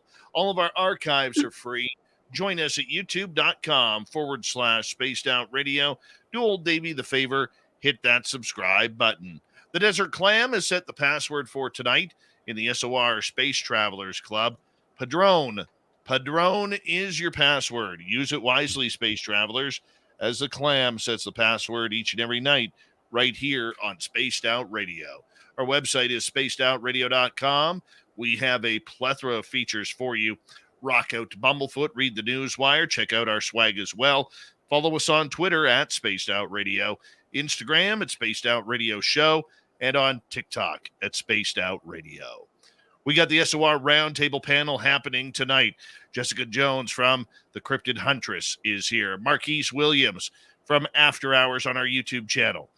Little Timmy Seymour from the UFO Report. Science Bob from Science Bob and Friends. Random Guy, well, he's somewhere out there watching us right now, along with all of his agent friends, which we always say hi to at this time of the night. And don't forget to give us a phone call. You already got the number. Yeah, Random Guy will be right back with us. He had a battery issue, so he'll be right back. But we're going to talk whistleblowers here in light of David Grush and knowing, according to Marco Rubio, that there are more people like David Grush about to come out. There's a lot of consequences for this, whether or not they are protected. Their pensions are in question. Their livelihoods are in question. Whether or not they break the law by accidentally saying something that they shouldn't is in question. Science Bob, I want to start with you on this one because you have been on that clandestine side of the government. And how difficult is it for you, or would you make the decision to become a whistleblower if asked? What would you need? That I would not lose my freedom or my pension or my security clearance. So in other words, I want a blanket pardon for everything so that I can continue my life as I wished. So I want to make sure the audience understands the difference between a whistleblower and a witness.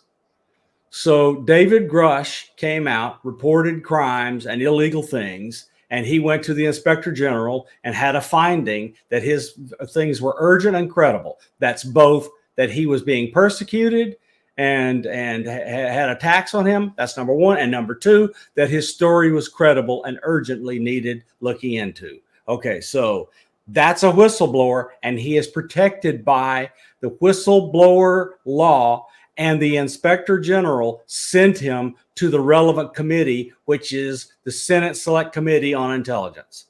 Everyone else who came in under the NDAA umbrella and talked to that committee had permission to talk to them, released from their NDA, and those are witnesses because they're not protected because they're not telling about a crime. Okay, he went officially reported a crime. They're witnesses to the things he said. They're not officially reporting the crime. So now that he's reported the crime, he's being protected. Everybody else is a witness. Okay. So would you do it? Would you put your name, your reputation, your history on the line to do it? I don't know if I would. Okay, it's the same thing where, Bob, if I had that smoking gun video of Bigfoot, better than the Patterson Gimlin film. I don't know, knowing how the internet is these days, if I would ever release it. Okay, and that is because the internet's going to tear it apart. I mean, you look at what Roger Patterson and Bob Gimlin went through for 50 years of death threats, of people threatening their family, their children, their grandchildren, people walking up to their children in a store. Your father is a nut bar, everything that goes along with that. I don't know if I would ever want to put my family on the line like that. I mean, this is something that your children, your grandchildren are going to have to live with, that reputation of something of sorts. I mean, the Patterson Gimlin film is a great example of it, although it's a different topic. I mean, I don't know, Bob, if I would ever want that for my family. I mean, there's a lot to go through when you decide to become a whistleblower. So I mean, it takes a very special kind of person. It takes a, quote, Boy Scout or Girl Scout, and like Lieutenant Colonel Vindman, who was a whistleblower against Trump because of his blackmailing Zelensky into giving up crap on Joe Biden. That's number one. And so that is a whistleblower. And then the other guy, Grush, he's a whistleblower, and they are receiving threats. They are being persecuted. They are being messed with. It's a constant onslaught. And so I don't know right now if I was suddenly faced with this decision of whether or not I would take what I knew and report it under the whistleblower law or not, I would do it. So I'll tell you some circumstances with this particular case. If I knew that the things that I have heard from people I trust about crimes being committed to keep this covered up, and in fact, $2.3 trillion was hidden from the American people that can't be accounted for, like what's her name, Fitz, is saying was done. It's probably spent on the UFO thing or something like it. If I knew all those things were true, and I saw, and furthermore, if I knew that free energy, instantaneous travel, faster than light communication, which will end all need and want on this planet forever, had been hidden and criminal activity had done it, you better believe I'd risk my life. All right, Marquise, let's get your take on this. No, I would not. Nope, not even first. I don't care what kind of technology is involved in this. What would change the world? The world would eat me alive, just like they're doing to Grush. And I would have very little support, as you can see is happening with Grush, as what happened with Elizondo, as what's happened to Christopher Mellon. It's what happened with, Tom DeLonge, people that have left everything that they've lived for just to do the thing that they thought they believed was right. And the people that they did it for have eaten them alive. No, I wouldn't waste my time. I think that people that do that deserve blurry Bigfoot photos for the rest of their life. Yep. Ouch. I mean, don't beat up people too much for that, But, the fact that you're adamant that you would not, I can understand that, but I mean, at any point, if you were David Grush and you had that information, okay, we got to realize that David Grush turned over his paperwork. He has nothing. He has seen nothing. All he's heard is stories. And that's where he's also had documentation, photos. He doesn't have anymore. It was turned over. To members of Congress. He turned it over to them as the Inspector General, and they gave it to Congress. Thank you, Bob. But my apologies for he doesn't have it. He's more, and I'm not saying this as a shot to him, okay, but he's more anecdotal story right now from what he has learned. I mean, I don't know if I could do what he did. I really don't. Well, I mean, if you frame it like that, then it would. I mean, that would make him he would lack credibility.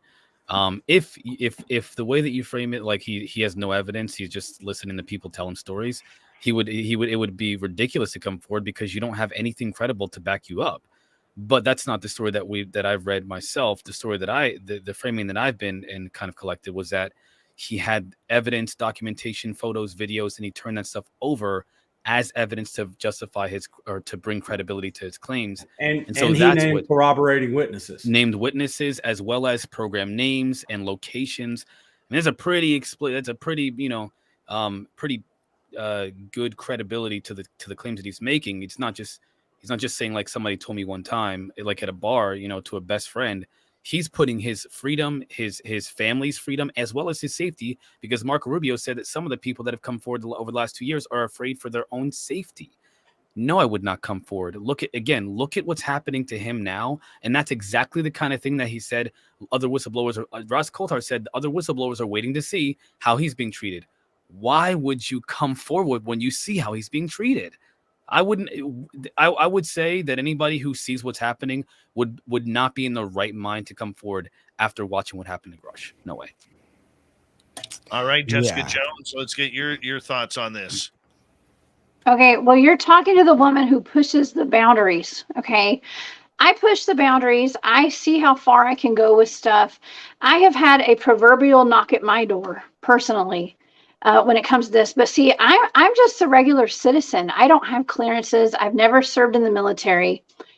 I can kind of push my boundaries as far as I can go, and I take that chance whenever I can. But I also have a healthy dose of respect. And I know, as being a single parent, my life matters. Okay. And I know how serious this stuff is. And, I don't know. I speaking from a everyday citizen point of view, yeah, like I said, I push my boundaries, but if I had clearances and things like that, there's a reason that I didn't go public with my research for over 10 years. Okay. Because I signed NDAs. My team, we don't talk about our research. You guys will never hear about some of the stuff that my team's done. And there's a purpose for that, and I respect that. And so I can't say that I would totally I don't know. I'm honestly not sure. I don't have clearances, so I can't say that. But I do push the boundaries as a normal everyday citizen, for sure. Especially with this remote viewing stuff that I do. Timmy Senor, let's bring you in here. You're a guy who loves his UAPs, and you're a guy who loves everything the government does. You're a true patriot yourself, and I mean that. I think you're an honest, everyday, caring guy. I mean, if you were put in that position, whether or not to whistleblow, would you do that? Yeah. So you just answered it. I absolutely would, 100%. And so I guess I'm that quote unquote fool. But at the same rate, once I figured out my own family's experience was valid, I came out publicly with that, because I believe that the truth, whether it's my interpretation of it or not, is important to make public and give public the opportunity to decide. So even if it was something classified, and even if it risked potentially my job, as kind of coming out on my level did, but even with those other pressures, I still would. Now, I would do it a certain way, obviously. I would verify the truth. If I was a witness, I wouldn't have to. But if I was a whistleblower, I would have to verify my truth before I presented it. And then I would get a multiple range of lawyers, honestly, before I said anything. And one of them would be a congressional lawyer. And then a couple of them would probably be personal. And I would get a group of them to consider how I should do it. But yes, I would venture forward and do it in a way that was safe. And I would make sure that I had cleared it with my upper people that I could. I wouldn't break any laws to do it, but I absolutely would do it as my duty, not just as a patriot, but as a human, because I feel indebted as part of the human race to share anything that I come across. Mm-hmm. Bob, you're looking like you got something to add to this. Yeah,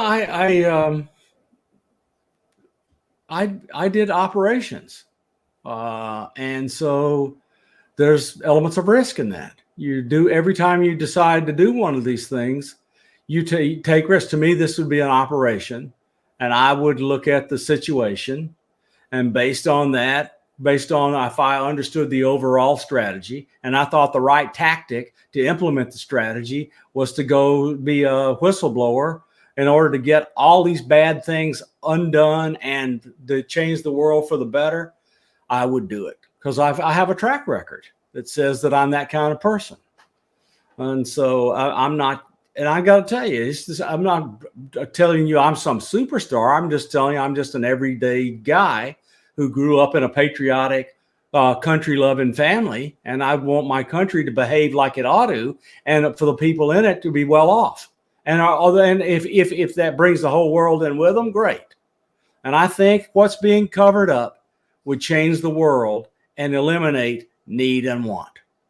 Eliminate need and want forever. That's what's being covered up. You better believe I would risk it. Wow.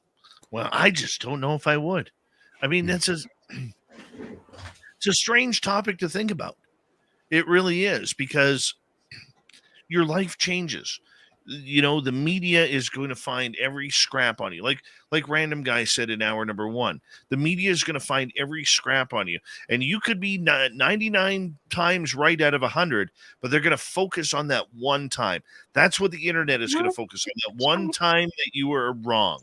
And that, to me, is very, very dangerous. And that's why you got to own it early on in your career. If there is anything, just own it publicly. If there is anything, just own it, because why hide from anything you've done wrong, right? And that, I think, would just lend more to your credibility. Even if you did have skeletons, I think it's so important that people don't get hung up on that stuff, because really, who cares if you've had like a couple of tickets for something that you shouldn't have had tickets for? Like, that can get you hung up. I know, Bob, it can get people hung up, but it doesn't mean that their credibility is shot. It may mean they made a couple of bad decisions on a couple of nights, whatever, on who drove. But if we have not learned anything from political scandals, covering stuff up is all of their problem.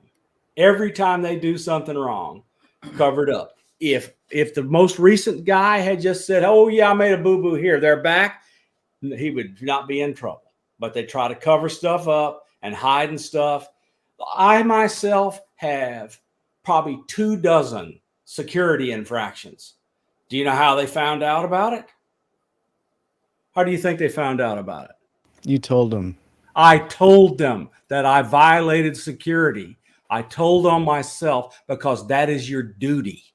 I mean, if you just understand what your duty is and what your ethical constraints are on your behavior, you just do it and you're okay. So look, I'm a 70-year-old man, and I'd like my grandchildren to grow up in a world has no need and want. I'd like Marquise's kids to grow up in a world with no need and want. I would do it. Thanks, brother. I appreciate you taking that sacrifice, but it would probably be for nothing, though, because what we see happening throughout history is that whistleblowers are treated like trash from the beginning of this entire thing, man. Every single whistleblower from Bob Lazar, even before that, if you will, again, like, what is it, Boyce? What's his name again? Boyd Bushman, the Lockheed Martin whistleblower. He dies a year after, and nobody even cares because somebody came out and said that the alien he showed was a part of a doll that they had in another photo that's completely different than the one that he showed. But he Every also had single- patents. He had some incredible patents as well there. Sorry to interrupt you. Yeah, no, that's okay, man. And Guy was again, a that's genius. just of course, and he's a genius who's dead, and nobody even thinks about it to this day, except for us, of course. The bottom line is that as noble as you two are, by the way, that's noble of you. The reality is you would be left in the dust of history because no one would care, because as soon as you get an infraction or you have one thing wrong with you, that is what people will hyper focus on. John Greenwald would do a 3-hour video as to why. Again, what did you do? Oh, he had 3. Look at him. He's a liar. You know he's a liar. He told the truth. Well, guess what? He's still a bad guy because look at all the bad things he did. Just because he's honest, you think it's good? They'd be doing this to each one of you until there's nothing left of you. And Right. then again, But the just issue on that- the very flip, consider that it's out there and that the Congress has the breadcrumbs. Who cares what the public thinks if we're Martyrs. leading them to the truth, and perhaps congressional changes can happen? And I think that's kind of what Bob is saying, is that you take a hit publicly for the truth to get to the people that need to make the changes. It's part of being a martyr, I guess. There are some things that's even if you lose, it was worth the risk. I'm going to go down fighting. There it is. Derek, thank you for that, by the way. Big one. Yeah, Also, Thank you, Derek. Let's continue on here because I mean, in the next half hour, we're going to talk about something different regarding disclosure. But at this point, can whistleblowers help with disclosure? Is it possible? And what kind of reaction, Jessica, do you see these whistleblowers having for the topic of disclosure? The whistleblowers for what we're talking about right now. I mean, Yeah. I don't know. I would hope that, I don't know. What does that question mean? You said, what do the whistleblowers think about? I'm so confused with what you just said. With the It's whistleblowers, late, I guess. how do you think they are going to define disclosure? I mean, I guess exposing the public to what the government has covered up for so long. That's all. The aliens are real. UFOs are real. We've been in contact with extraterrestrials for a very long time. A lot of extraterrestrials are walking amongst us right now. We might be ETs. I don't know. I'm just saying. no, yeah, I think you're right. Yeah, I mean, there's a lot of people who are what I consider pod people, and what do you call those? A lot of people around us are not even real humans. Okay, Could so be hybrids, could be clones, what do you- artificial intelligence. yeah, NPCs. That's the word I was looking for. NPCs. There you Yeah, go. NPC. Yeah, I mean that's what I think that we're going for right now. This world was not what we've been taught, okay? And history is about to be flipped upside down, okay, by what they're going to expose, and I think that's the problem for the people in charge, okay, and that includes Bigfoot. I want to say one thing though here. At some point, whether it's a whistleblower, whether it's an eyewitness or somebody, eventually people are going to get fed up with the zero proof. Something has to come from the government that says this is true. This is what we're going on. Here's the video. Here's the video or a photo of the pilots. Here's a photo of a real UFO that we have picked up, whether it's in full spectrum or whether it's in pieces after crashing into the Rocky Mountains or wherever. Eventually, we're going to need more. Okay, we can hear all the whistleblowers we want. Personally, I think we've had enough. To me, Lou Elizondo is a great example of one. David Grush is a great example of one. The fighter pilots who have come out, whether it's David Fravor and Dietrich, Ryan Graves, or whoever, that's enough for me. That's very much Kevin Day, another great one. Okay, we've seen enough of this. At some point, we got to stop skirting around the issue, and we got to be, entering that egg and getting to the heart of the information, that we need in order to really show the public that this is a real phenomena. When we return on Spaced Out Radio, because this show is flying on by, does the United States have to be the leader in disclosure? What if it's somebody else? What if it's our fine Canadian friends north of the border where we're all waving flags? And for once, you'll be chanting Canada instead of USA. Spaced Out Radio returns right after this. Stay tuned.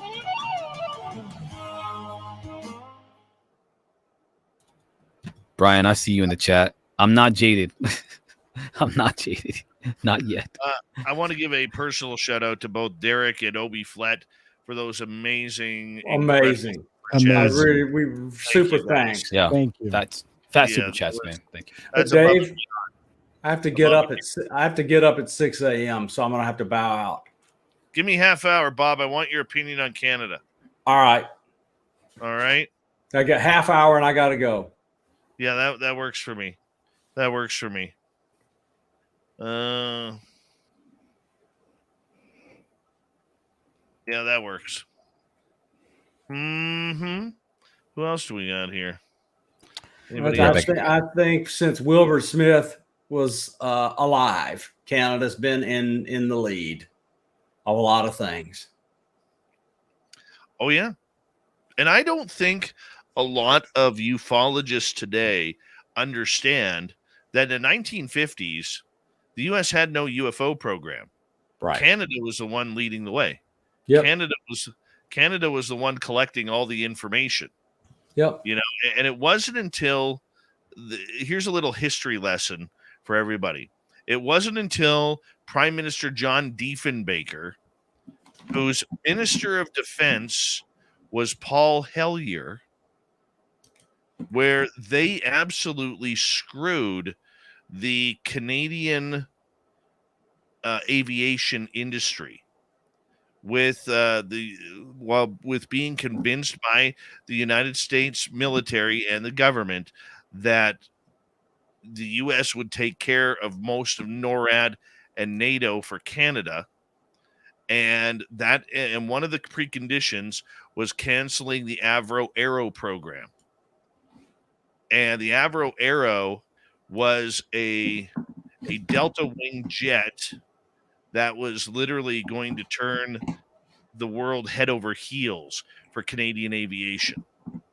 And instead, we ended up with a bunch of used CF-101B Voodoos out of that cancellation given to us by the Americans that were already obsolete, but very loud and awesome. And that changed the entire perspective of everything. Was in 1967. Coincidentally, the same year that Canada celebrated its 100th birthday, the Canadian Armed Forces were born. Instead of having the Canadian Army, the Canadian Navy, segregated like you guys have down south. 67 was also the year Paul Hellyer opened up a landing pad for a UFO in Thompson, Alberta. Was it Thompson? No. Oh, where was it? I know it's in Alberta, northern Alberta. Opened up a UFO landing pad. Then Shag Harbour in October. Before that, it was Stefan Mikulik getting burned by the UFO. Lots of stuff happening. And then all of a sudden it just all kind of disappeared for some reason that nobody, including Grant Cameron, can seem to put together.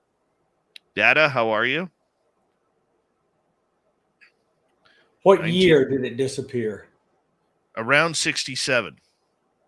It seemed to really disappear around that time when everything was kind of coming together between all I know is that, and I probably got some of my information wrong, okay, but I believe it was around the 67 when everything. What year was Shag Harbour? 67, October 3rd. Okay. High strange. That sounds like the triggering event. Yeah, it was before that. Old Louis UAP. I'm gonna get you a T-shirt that says Lou AP. Lou AP Borges. There he is.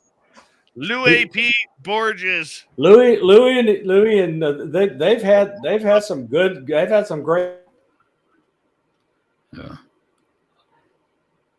Oh, shoot. Sorry, Bob. Go ahead. I thought we were at I was commercial. going to say that Louis had some great programs lately. Oh, yeah. Those guys, Jason and Louie at UAP Studies, they're getting 100,000 downloads a month on their podcast, and well-deserved because those guys work hard. I mean, never mind the Velcro suits that they wear, but they work hard. And I'm kidding on the suits. Louis knows. Travis DeLuca, how you doing? But yeah, they work their butts off. Thank you to all our super chatters tonight. And Joby Flett ×3, Derek and Dog and Grant, Louis ×2, Carl, Deb, CS, Rob. Yeah, here we go.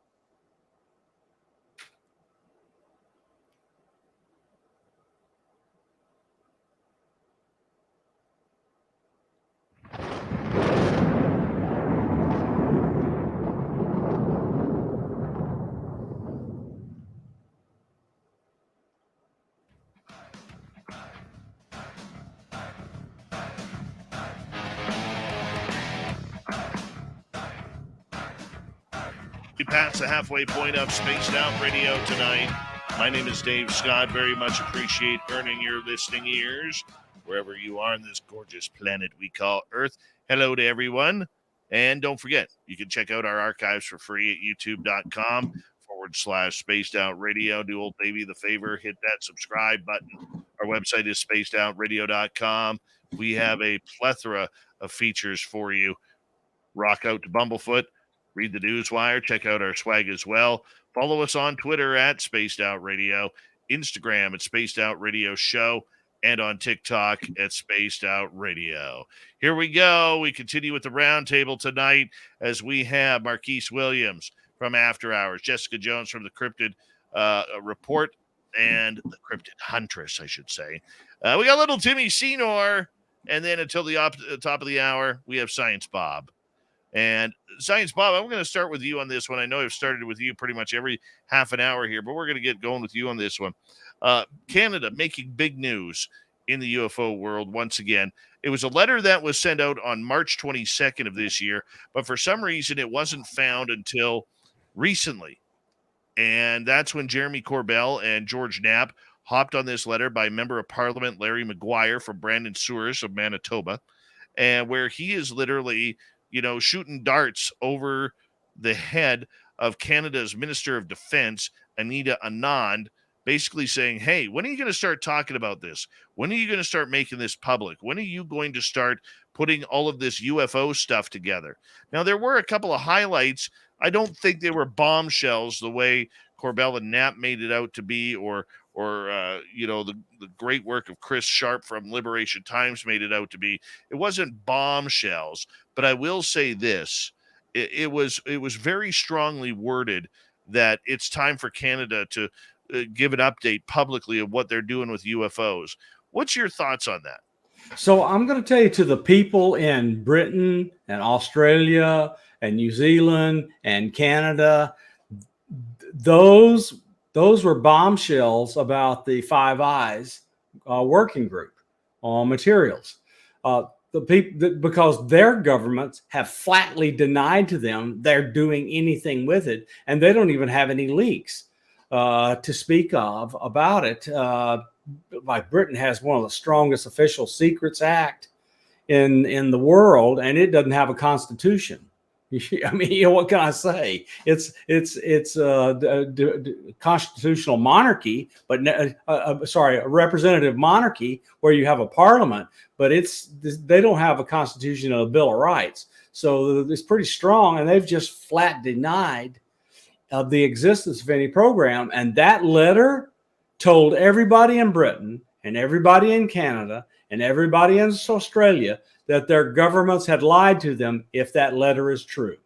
So that's pretty amazing. And the thing that we've had some evidence that it has not been true for a while, and Grant Cameron's been instrumental in bringing out the evidence that from the earliest days of this onset of all this secrecy and development after World War II on the UFO stuff was Wilbur Smith working for the Prime Minister doing stuff and he had led an interesting life, and he went and got all sorts of high-level briefings from the United States military on all the stuff that was going on. I just think Canada has played a role, and with the landings and the close encounters of the third kind and Shag Harbour crash and other things, and Canada's kind of always involved, it's pretty neat. And I got to tell you, Canada, north of 100 miles north of the 100 kilometers north of the border with the United States,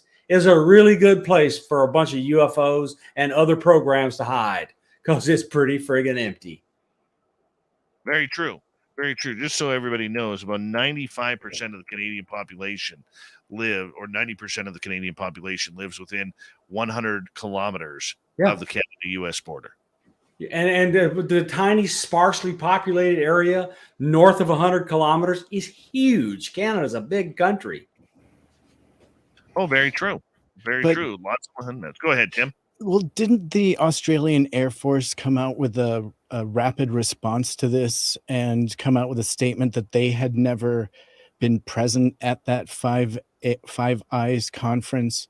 And not only that, in their statement, it says in the quote, "I can confirm that Air Force has not delivered any briefings to the Deputy Prime Minister on the matter of UAP. Air Force did not attend the Five Eyes Forum on UAP." It's just the greatest possible thing to tell the truth and it be a lie. When you tell the truth and it's a lie, that's the best possible way. Five Eyes is an intelligence sharing community.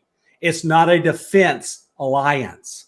So the United States Air Force has no standing in the Five Eyes conference. Only somebody from the intelligence community would. This was the Australian Air Force. Yeah, but I'm telling you, anybody from the Australian Air Force would have no standing in the Five Eyes conference because he's not from the Australian intelligence community. So why make the statement? To cover it up. They want to continue to hide, so they tell a truth, which is actually a lie. They never said Australia didn't. They said the Air Force didn't. That's clever. Thank you. Yeah, the idea, though, is we can expect any kind of backlash to anything that's secret. I think that's what Tim is getting at, correct? We can expect they're going to have nonstop Look, none of the Five Eyes countries, I'm just going to tell you how it is, just straightforward. And I'm not meaning this ugly way. I'm just telling you it's real politic and a statement of fact. None of the Five Eyes countries are going to come out in the open until the President of the United States walks up to a lectern and says, "We are not alone." The United States President, specifically. Yeah, the United States President will have to come out and say, "We are not alone," and then the Five Eyes countries will start talking. They're in control of this. I mean, to be honest, they've been in control of the secrecy forever. And they've control of the countries. I mean, we've heard about how they take crash retrievals from other countries. Brazil with James Fox's documentary Moment of Contact. It's happened in Afghanistan. If you read the books from Leslie Kean, there's all these places all over the world. The U.S. is involved in taking the craft, even when it comes to the balloon situation that happened before. I mean, Bob, help me out. My memory's not as fresh as it was, or Dave, because you guys and Tim, you reported heavily on this. Who was the one? The U.S. was involved with pretty much the initiative of shooting those things down in Canada, which made me wonder, why are they involved with making decisions for what happens over the border? Canada and the United States are NORAD. Yeah. So the Canadian Prime Minister, it Yeah. may be a fiction, it may be a set piece, it may be an act, but the Canadian Prime Minister made a request of NORAD to shoot the things down. Again, it's interesting. That is a fact. I find it interesting. Trudeau asked NORAD to shoot those things down. Yeah. Well, the other thing too on that piece is, don't forget the Canadian Air Force is flying original CF-18s or FA-18 Hornets. Okay, from the original. That's a great airplane. The Americans are at the FA-18D and E's. Okay. And FA-35s and F-22s. Yeah, we don't have those. And the other reason why, if you listen to Random Guy on that, okay, the F-22 could fire a specific AIM-9 Sparrow missile that could actually control its explosion, and that with minimal damage to whatever it was going to the ground. And that's why they used it. Now, according to my sources, I have one source who is a fighter pilot in the Canadian Armed Forces, says that they never found it. We have other sources to say they have. I don't know where that's going or what it was, but we do know that the description of that going back was much different from the American voices than the Minister of Defense from Canada, who called it about the size of a car and very oblong. But then again, look, you do not scramble F-22s with a fleet of support aircraft, tankers, and everything else and fly it for something that's a freaking balloon. They can tell the difference in a party balloon and something the size of a car. That is the crappiest lie I've heard. Yeah. And so the chain of events would have been that David Grush at some point would have had a conversation in Canada, because the letter from Larry Maguire was kind of relating some urgency to people to get informed on this topic. And so are we to assume that the chain of events kind of led that way, now that we know that David Grush in particular was over in Canada, speaking on this topic? I thought that it was because he wanted to. I think at least I read the letter. And guys, please help me out here. I'm not as right on the Canadian situation, but from what I read from those articles, the reason that Maguire stated was because he wanted the Canadian people to know the truth. He wanted to get ahead of it before this got out and they lost trust in their government and in their power structures. Is there another reason that you're suggesting, or am I missing something? It's all about urgency. And I'm going to tell you that that's false from insiders that I know. So he lied, or he just didn't tell the whole truth. If you think Maguire is going to do anything that doesn't cause the Canadian people to lose trust in Trudeau, you don't understand Canadian politics. That's why I said I wanted some enlightenment on that one. I'm not familiar with Canadian politics at all. Okay, the way it works up here with Canadian politics is the opposition party, unlike how it works in your republic, the opposition party here has no power. Zero. It is only the party who is sitting in office that has power. So that's what why we're seeing, so with Maguire, all he can do, being in His Royal Highness's official opposition, is fire shots across the bow. That's it. He cannot ask for public meetings. He cannot ask for public readings. He cannot ask for or bilateral bipartisan talks on the subject. They cannot do it up here. My question, I apologize. My question to Tim was, and again, I'm asking for some clarity here. You said that there's a sense of urgency. You're connecting that sense of urgency to the potential for David Grush giving them information about the situation. But what I'm saying is that the written explicit intent was for the trust of the people of Canada.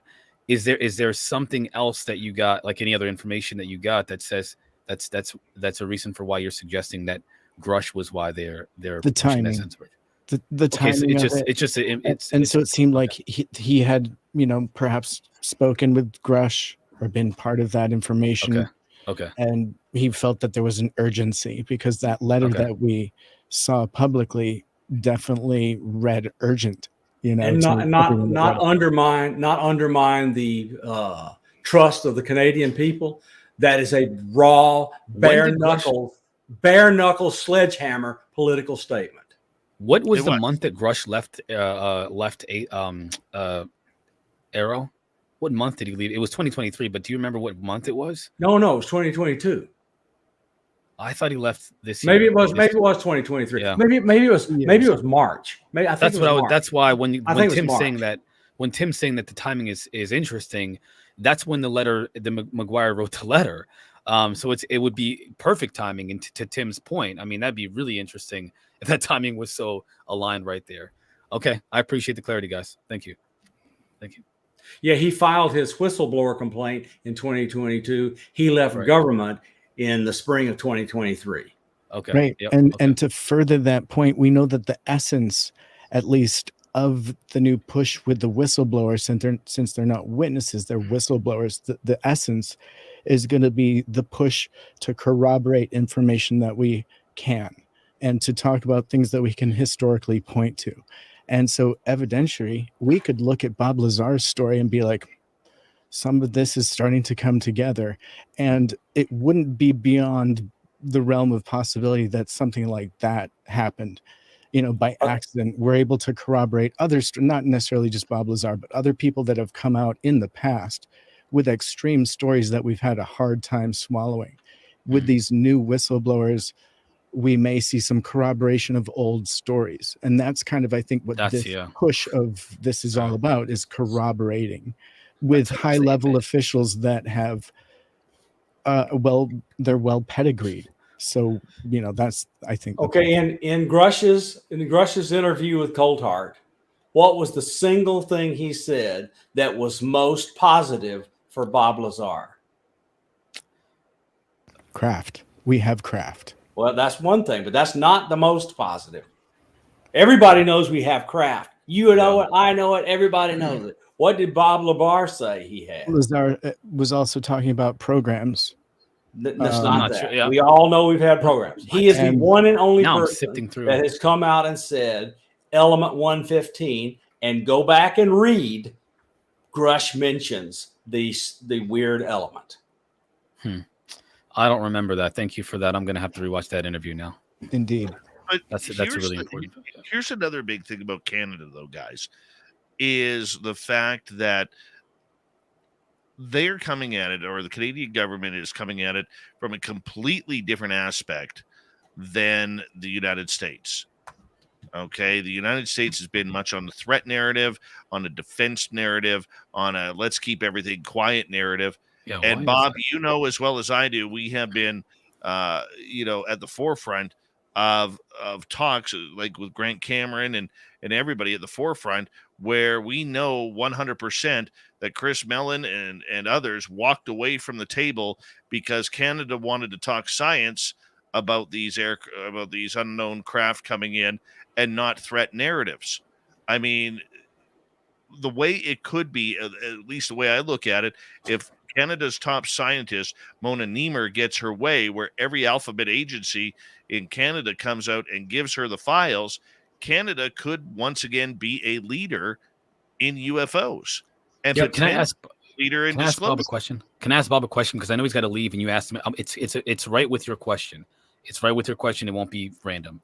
And Bob's got to go. So I really want to ask him this question. It's about that specific situation. Hey, get to it. The threat narrative. The idea that the U.S. has been dealing with this phenomena since the beginning of the entire phenomena officially, and that they've been making these claims about a threat in relation to the phenomena since the beginning, since the 50s, as a reason for why they don't disclose the information. And now you hear Dave mention the fact that Canada has talked about they essentially broke ties when it comes to that because Canada doesn't want to talk about the threat potential or threat narrative, as people have been mentioning. You don't give any credibility to the idea that there might be a threat with the phenomena, according to what the U.S. and many whistleblowers and of course the pilots are talking about this being something. You're not understanding what the threat narrative means. What does it mean? I'm confused. It means we damn sure going to get this before those sons of bitches in China and Russia get it. That's the threat narrative. So you don't think it's associated with the non-humans at all? No, I don't think it's. Some of them are good, some of them are bad, some of them are whatever. But if they were going to really be bad, they'd have ripped us a brand new one already. The threat narrative they don't want is Russia and China getting it and then wiping us out. And that's been true. Yeah. That's been true since World War II. We got to talk. Yeah, the reason why, and again, that's just my thought, is because not only has Elizondo mentioned it, Tom DeLonge mentioned it, Christopher Mellon's mentioned it, all these people that are involved with these allegedly with the inside have mentioned that the non-humans, there is an aspect of it that's not good, and that Grush said we made a deal with the not so friendly ones. Yeah, I feel like that's been ignored a lot by the community, and that's what I want to understand. I heard it clearly, Yeah. And I think that if ultimately what comes out shows Dwight Eisenhower on the end of a runway talking to a couple of tall whites, then we're going to know we made a bad deal. Well, the other thing too is we need to, this whole conversation that I'm getting through is we need to figure out, can Canada be a leader in this? Because the Canadian Department, I don't know if you know this, Marquise, or not, but a few months ago, the Canadian Department of National Defense actually came out and stated that there is zero threat of UFOs. I watched your show. In Canadian Canadian airspace, and that is significant in regards to it. And that's even after UFOs have been spotted over Canadian nuclear facilities. We don't have any nuclear weapons. We have nuclear power plants. Oh, no nuclear weapons. What about Brazil? Why is Brazil having a very difficult time with the phenomena? Terrible time. Brazil has always had a very. Guess what? If pretty soon, if every time you show your face, somebody shoots at you, you take defensive action. Brazil? What, I'm talking about the Brazilian South people. American countries are horrible about shooting at them. I can't argue with that. I've always been curious about this, and I feel like there needs to be a conversation, Bob, if you have time someday, about this. The Russians have done everything they can to shoot these things down. Well, then why are they giving us fully intact craft? Leap. Why do they give us fully intact craft then? I mean, if we've been given craft, why give it to this violent nation of people, including Russia and China, who have fully intact craft? What would be the purpose of it? I don't think the ones you're talking about are a gift. How do we get a fully intact craft from a very intelligent, highly advanced technology? Hey, crap breaks and they have an emergency landing system. You trade people. That's kind of what I was thinking. I don't know. Okay, that's a tough one for me. I just think we don't know all the motives. Yeah. We don't know what these agreements are. What we want now is acknowledgement of reality. That's what we want. And if we get that, the rest of it will come out over a while. True. Agreed. We have 2.5 minutes to go before we have to go to break at the top of the hour.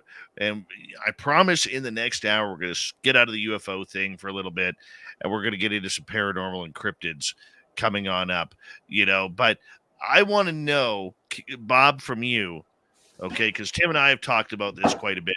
Bob, from you, okay, what happens if Canada's office that they're going to set up comes up with information and goes public with information that doesn't suit the U.S. narrative? What happens?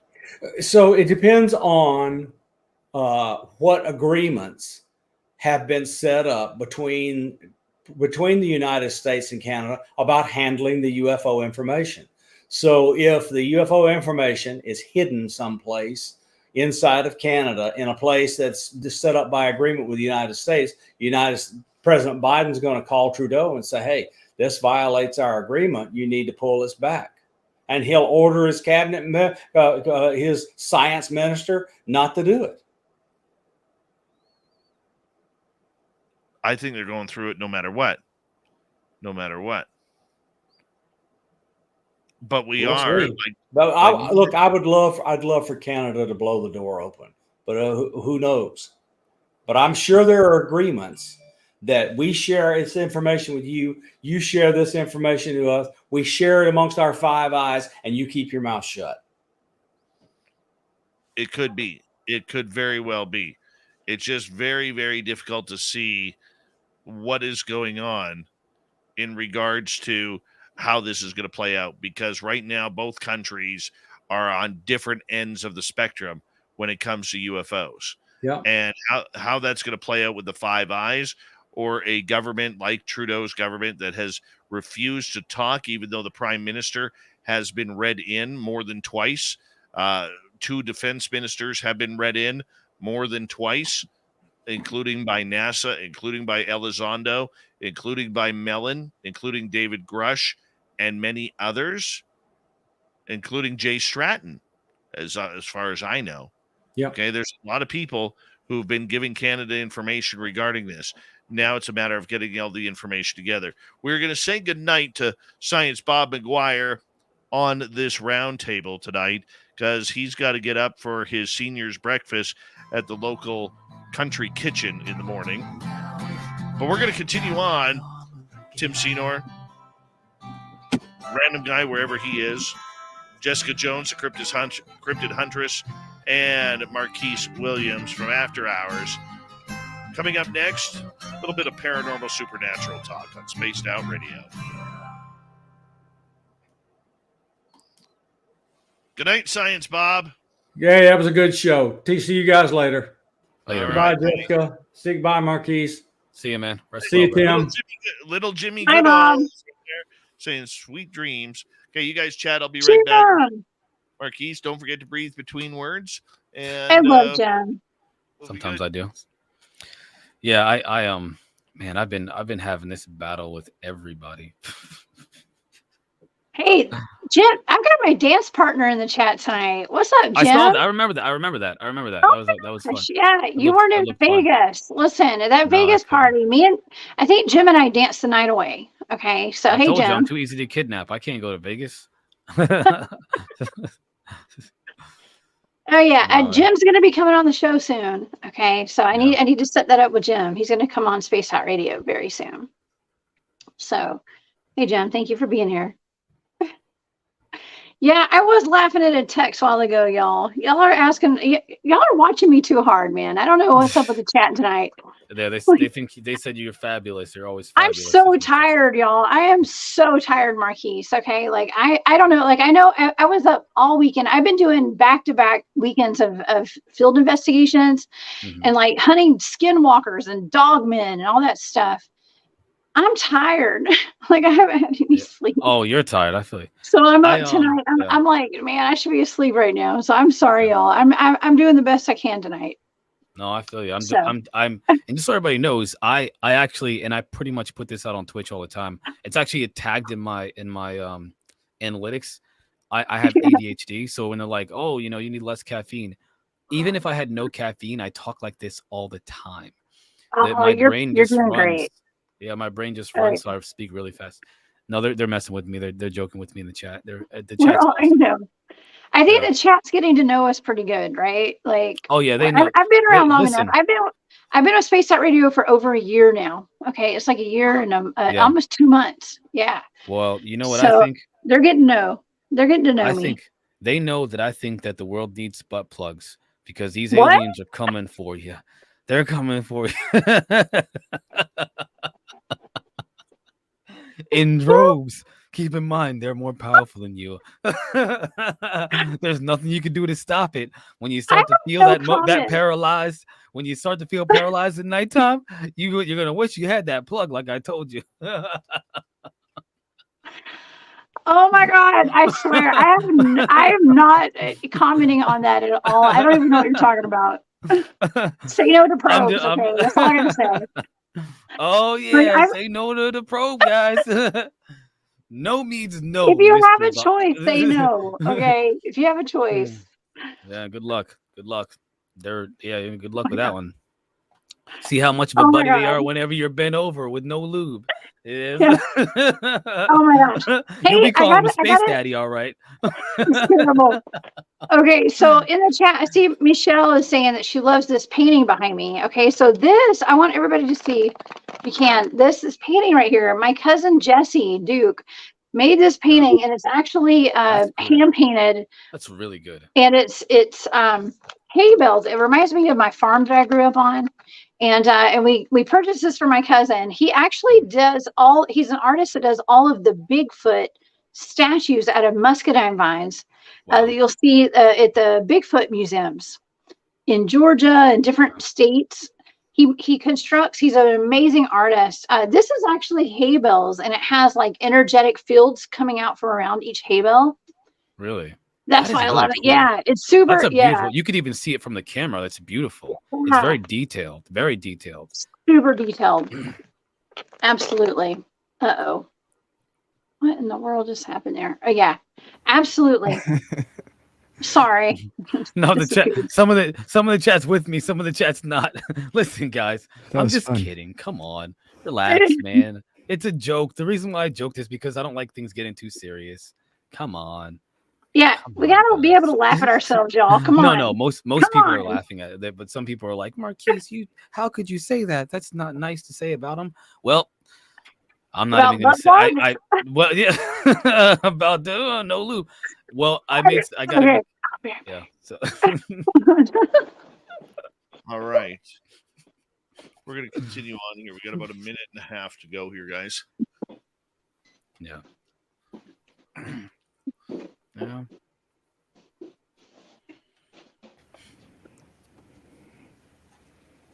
Yeah. We've got a minute or so left. You guys should jump on Anonymous Rex this coming week. I'm going to be dropping some pretty tasty nuggets. Yes. Good old Anon Rex. Hi, Jim. Little Jimmy Goodall. Hi, The Lou king. Tina. How are you? Nick S. Good to see you. Nick S. Chad, you guys are great. I love you guys. Oh my. All right. We're going to continue on here. About 45 seconds. A big thank you tonight to Obi Flat and Dog, 2 major contributors to SOR tonight. Derek, a major contributor. Thank you. Deb times 2. Thank you for your love. Human Carl and CS, Matrix, Pam, Louie, and Rob and Ozzy Ange. Thank you for the love and support tonight, guys. We very much appreciate it. And it's been just fantastic. Fantastic. Thank you for the love. Way more. If you're new here, don't forget to hit subscribe. And here we go.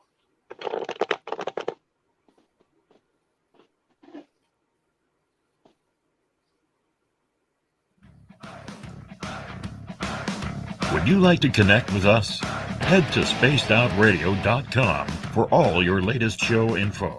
Now, back to Dave Scott and SOR. Third and final hour of Spaced Out Radio's Roundtable is now underway. My name is Dave Scott. Very much appreciate earning your listening ears wherever you are on this beautiful planet we call Earth. Hello to everyone listening in on our terrestrial affiliates around North America, digitally on Odyssey Radio, TalkStream Live, and KPNL. All of our archives are free. Join us, will you, at youtube.com/Spaced Out Radio. Do old Davey the favor. Hit that subscribe button. The Desert Clam has set the password for tonight in the SOR Space Travelers Club. Padrone. Padrone is your password. Use it wisely, Space Travelers, as the Clam sets the password each and every night right here on Spaced Out Radio. Our website is spacedoutradio.com. We have a plethora of features for you. Rock out to Bumblefoot, read the news wire, check out our swag as well. Follow us on Twitter at Spaced Out Radio, Instagram at Spaced Out Radio Show, and on TikTok at Spaced Out Radio. We continue on with our panel tonight. Jessica Jones, the Cryptid Huntress, from the UFO Report, Tim Senor, and from After Hours on our YouTube channel, we have Marquise Williams. And we're going to get into a little bit of paranormal, supernatural, cryptid stuff here, just to change it up just a tad. You know, it's like you can put a lot of salt on, but every now and again you need some pepper. And that's what we're going to do here because, in the cryptid world, there's a lot going on with Sasquatch, and there's a lot going on with, the community of Dogman and everything that goes along with it. So I figured, let's chat about it. Let's chat about it, Jessica, because a lot more people are having sightings. A lot more people are, since the days of COVID, if we could say that bad C word, okay, have been heading out into the forest and, getting back in touch with camping and getting back in touch with nature. People, instead of traveling, they bought travel trailers and they're using them. And it seems like more and more people are starting to post reports of Sasquatch type sightings.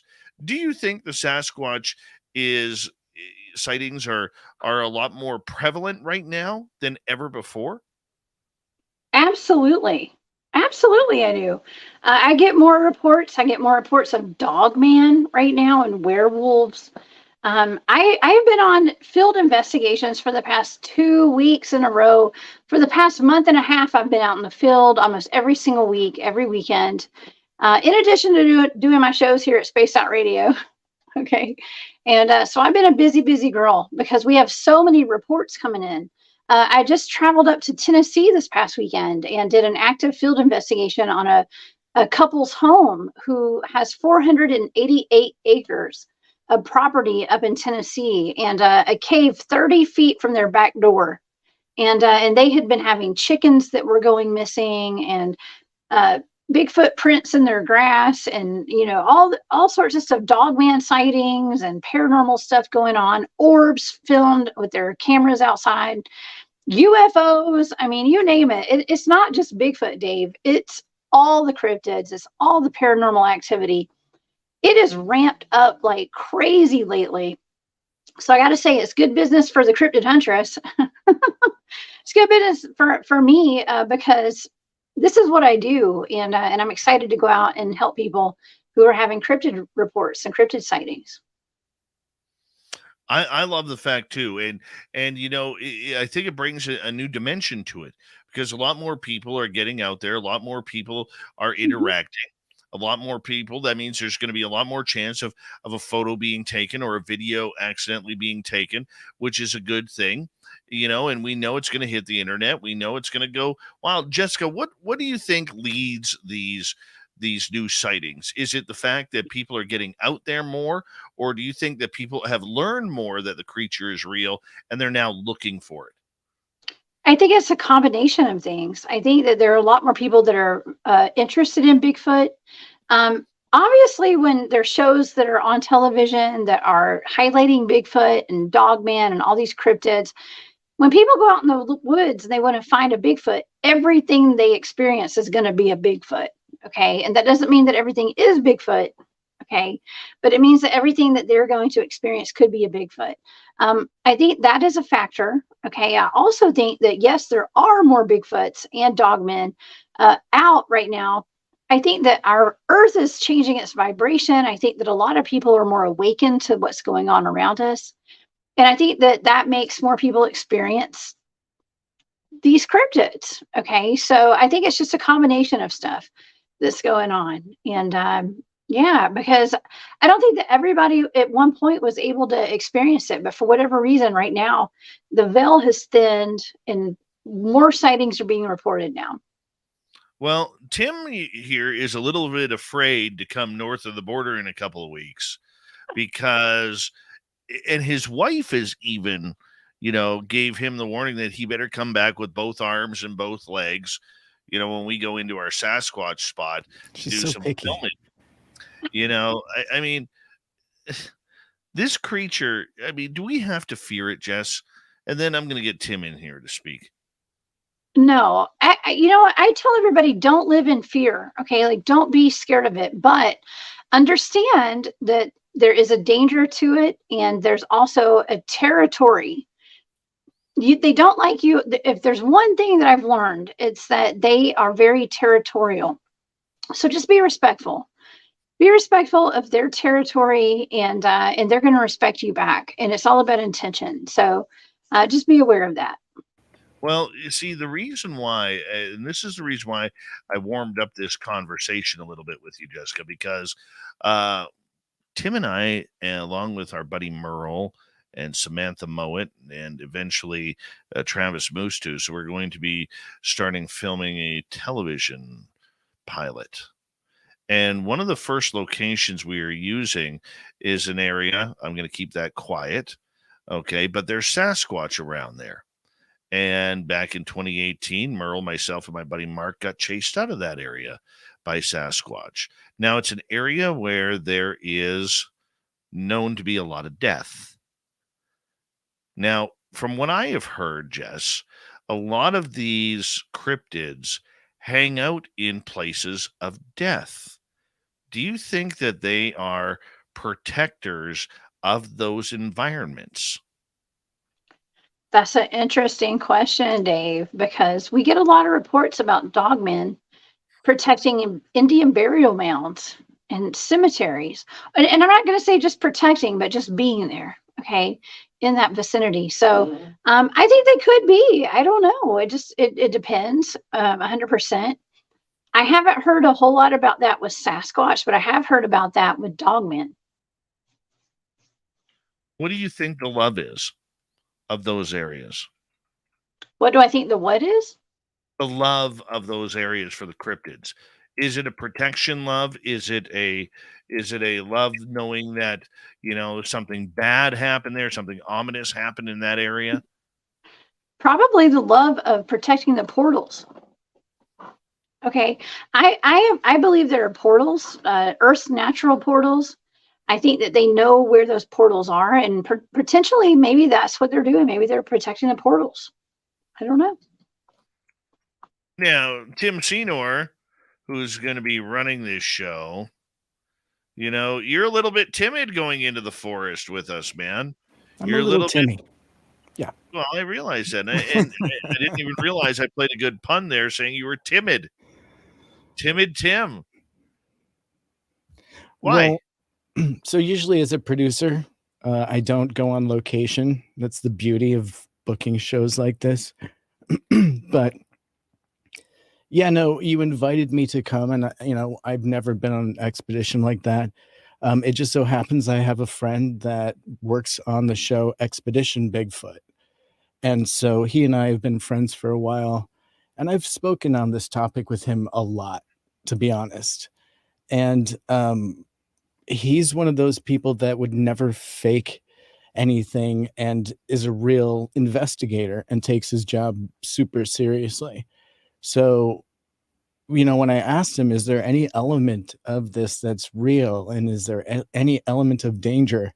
His answer was yes on all fronts. And he's not really, he's a no nonsense guy.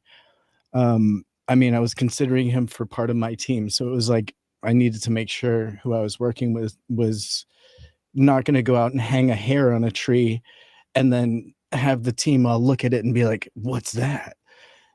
That's the kind of thing that I think gives the investigation such a bad name, So when I hear things like what Jessica says and your stories and some of the history and what my friend who's worked on that show for a few seasons since the beginning has said, there's absolutely something to it. But in his reality, there was something that, when he's out there, his feeling was not of a friendly nature, I guess we would say. He felt like, the hair would go up on the back of his neck and everyone on the team would get creeped out. There was like something to it that was maybe otherworldly. I don't know. I'm putting words into his mouth because he didn't have words really to describe it. It was just creepy.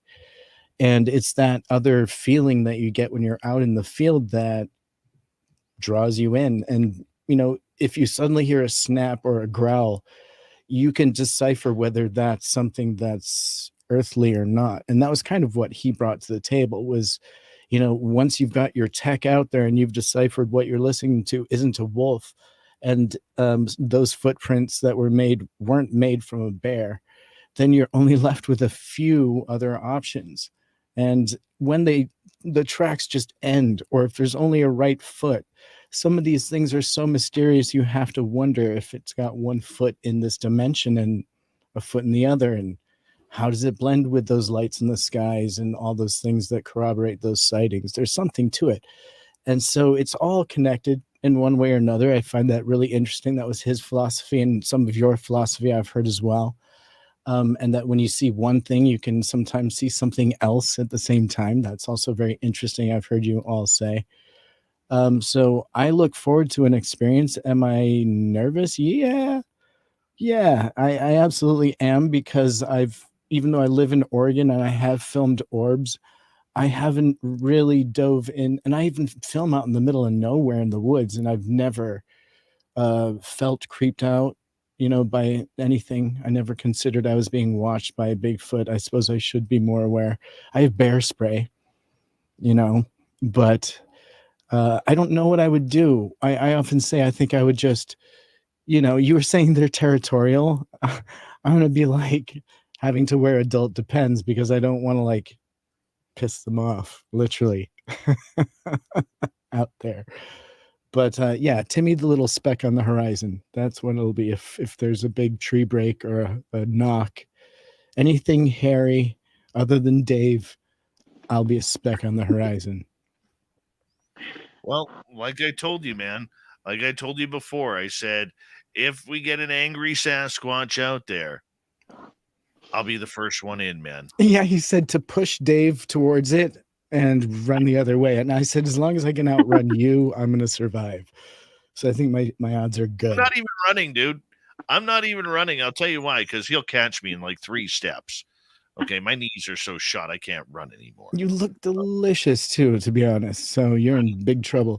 So delicious. Dave's a whole snack. Absolutely. I am a meal. I am a meal. Whole snack. Marquise, what do you think about Tim being scared to enter the Canadian wilderness in case he becomes a bride of Bigfoot? Smart, Oh right? my gosh. The bride of Bigfoot. Oh my God. He went there. Well, I mean, it's not any different than being a bride of the ETs. I'm wearing a chastity belt. A steel-plated chastity belt. Yeah, you get that electrical, the panty fence. Put a fence. Yeah, electrical fence around it. Yeah. Do not touch off limits. That's the worst visual I've gotten all night. Thanks for sharing that, you guys. You must have missed the break then. Wow. Sorry, Dave. Anyway. We went off road. It's way worse. Yeah, this has been fantastic. I'm actually extremely tired, guys, so I apologize. So here's what I think. I think that I have to take the word of those who are on the boots on the ground. I'm not going out there. And when it comes to this topic, I trust people that are involved with researching the topic versus me being personally involved in it. And I think it's fascinating. To your question about is there a paranormal connection? I think there is. I think it makes perfect sense when you guys mentioned that sometimes the tracks will end when you see a Bigfoot, or when people claim to see Bigfoot tracks, they'll just end out of nowhere. Well, nothing just disappears unless, and the fact that it has physicality, able to affect the physical world and then disappears, it does seem like in my opinion, there's a connection with even UFOs, or UAPs, if you will. And I'm kidding, guys. I just want to rile people up. I think there's a connection. I think there's a connection to the paranormal for all of it. To be totally honest, I think it's all connected. Bigfoot, Dogman, UFOs, everything, all of it. It just seems like there's something else going on this planet that we used to have a greater connection with, but we've lost that connection because of technology. And so now it's like we're rediscovering, or maybe it's like Jessica says, it's the veil is thinner and thinner. For some reason, there's something happening that's making things happen, that's making things show up exponentially more. I think whatever that veil is eventually going to tear soon. But should we be afraid? We don't hear a lot of reports of Bigfoot or Dogman, mainly Bigfoot, attacking people. Hey, I've been chased out of the forest by one of these things. Yeah. Okay. And what they do is if you believe the lower of it all, they travel in threes. And what they do is they coordinate their effort to push you out of the way they want you to exit. And in this case, we knew 2 of them were there. We didn't see the third. If we would have went backwards, I think the third one would have popped up. But the 2 that were pushing us out were pushing us right towards the exit, because there was 1 road in and 1 road out. Or into a trap. Yeah, I have thoughts on that. I mean, there are 2 perspectives I've heard. I've heard someone say that Bigfoot protects them. That's why they push people out. The fear is just a natural response to their presence, like an animalistic or primal survivalist response that we have, just from being around them. Like if a lion was present and we understand that that's a predator, we get terrified just by the idea or the feeling that there's something present. That's what I've been told. I'm not there. I've also been told again that they chase us out because of another predator that will hurt us. Then I've heard the other side of it, that they've killed people. I have no idea. Oh my gosh. Well, we're gonna have to figure it out because it is something that Well, it is Dave, something can I just throw this Yeah. in before you change off the Please do. topic? Because perhaps that Bigfoot was trying to corral you into a trap or towards other Bigfoot that you hadn't seen. I mean, we just don't know if they're being, benevolent or malevolent. We just don't know, right? And here's the thing: anyone that has a story that's significant and it didn't go well, we don't hear from them. They become part of the missing. And we know that there's a huge element of people that go missing, and we Hold don't on a know second. how and why. This is some BS right here. But be honest. maybe it could be, but maybe that's not a bad thing. They may just be like, hey, take them with them to the other dimension. They may eat them. They may do nothing. But there are stories, right, of dudes that have been carried off and like shared coffee and snuff with Bigfoot. So Albert Osman, absolutely. Hold on, I got a question. gold I got a question. prospector. I But gotta that ask was this back question. in the day, though. And listen, I'm always asked to or I'm given targets, okay, for like remote viewing. I'm tasked with targets that deal with suspected dogman attacks, you guys, and I know it's different than Sasquatch, but there's some violent stuff going on out there too. So we got to be aware of that out there. I'm just saying. That's all. Sorry, Marquise. Go ahead. No, that's okay. I had to interject. Thank you. I'm just curious. I'm just Right. curious. Why in the world are we able to consider the dangers of Bigfoot when we have a far more present phenomenon with UFOs and non-humans that have been claimed to be malicious towards human beings for centuries? I would venture there's an equal amount of evidence for both. Maybe more for Yeah. Bigfoot. Well, there are newspaper clippings with Bigfoot and the wild Bigfoot man. hasn't Go started back to religions. 1700s. Bigfoot hasn't So- started religions. There man. might be Bigfoot religions that you don't know about. I don't know. You don't know. That And wouldn't surprise me. Anyways, No. Dave, rope us in because I think we may have gone a little off road again. Well, no. Are we off the rails on the Woo train? No, I like we're where not you're off- going with this. I do, Marquise, but I do I mean, too.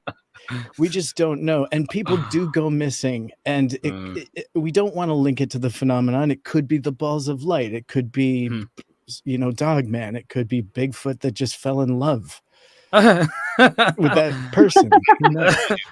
I get it. Maybe they like bald guys with glasses that wear tight shirts. Who knows? We don't know. Well, you're gonna look like a lizard man out there. I can tell you that, Tim. I'm gonna But stick out like the store tell thumb. you You're this, right. we are going to be doing. I know for this certain event, we are going to be doing certain experiments, shall we say? I have never been into that area at night. Okay, now this area is about 25 miles, 35 kilometers from the closest town. And there is nobody in that forest at night where this is. There's only one way in and one way out. And I'm going to be sitting there in the middle of the night doing experiments with Merle. And I don't know what's going to happen. I really don't. But I will tell you this. And this isn't build up for anything because we don't even know if this is going to go anywhere. We're pretty confident it will. But I can tell you this. Both Merle and I, we think something big's going to happen. Little Timmy in a tree stand. Well, you know what? You have to take safety precautions. Like I said to Tim today when we were talking, I said, we have to be able to. I said when we bring our vehicles up there, the keys don't leave the ignition and the windows are down. Because just in case you gotta get out of there, you got to get out of there, and that's just one thing. What it's all about is safety first and everything. But I can't wait to be there in the middle of the night. I am scared as hell to be there in the middle of the night. See, you're scared too. There it is. I'm not so scared. nuts. Okay. I just know that there is something strange going to happen. Merle has that feeling as well. And I trust Merle's intuition just as much as I trust my intuition. And I'm looking forward to it, man. Well, if everyone hasn't gotten a visual of Timmy being dangled naked by a rope over an RV or something to try and bring him in at this point, I don't know. Bigfoot bait. And listen, I volunteer to be bait. Peanut butter. Yeah, dip them in some marinade. Dip them in well, maybe we got to fly Jessica Jones up for it. She's got a Bigfoot kink, I can tell. Bring him in. I love that. I mean, that's what I do, y'all. That's what I do. I love it. That's my. All right, we got 30 minutes left on the round table tonight. We're going to open up the discussion, see where it goes this final half hour. I'm tired of talking UFOs. I'm liking the paranormal cryptid stuff. We'll probably stick with that in the final half hour. Hey, I have the power to make that choice. Spaced Out Radio continues right after this. Stay tuned.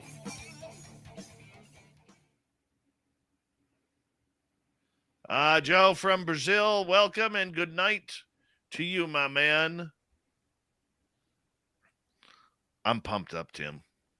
Like Merle is like, dude, there is seriously something going to happen out there. And he goes, you know that, right? And I'm like, yeah. Tim, do not sleep in a hammock. You're going to be a Bigfoot burrito. Okay. Don't do it. I totally was going to. You were like reading my mind. No, I'm warning you. I'm the Oracle. Okay. Don't do it. How did you know I was going to? I don't know. You're freaking me out right now. I didn't tell you that. I seriously if you do it, put your hammock beside another hammock so they go for the other hammock first. Have a dummy hammock? Well, but I'm just saying. Still. Jess, I don't like I'm giving you sound advice, okay? Like when I go out with my team, I put my tent next to the guy in the hammock, okay? Because the Bigfoots are going to go get him first, okay? Wow. So I'm just telling you. I'm just being honest. From the lady that was just like, they're friendly. I'm the cryptid huntress. Flowers. Bring patchouli. I'm the cryptid huntress. I'm going to tell you, they're gonna eat you. Okay, so be careful. Fantastic. Okay. Mm-hmm. Wow.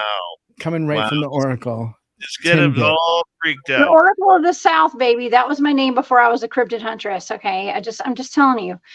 If you have a hammock set up, put some kind of device around you that's like an alarm. Put a trip alarm out there, okay, in case something comes up on you. Tim bait. I'm just saying. Tim bait. I love being bait. Tim's gonna be sleeping indoors. He'll be fine. Okay. He'll be in his van. Right? So indoors. Tim, I can tell you right now, will probably rent a helicopter to come pick him up out of the forest. The minute he sees, his first muskrat running around, dangled. He's just gonna call it in the helicopter right there. He's not joking, by the way, everyone.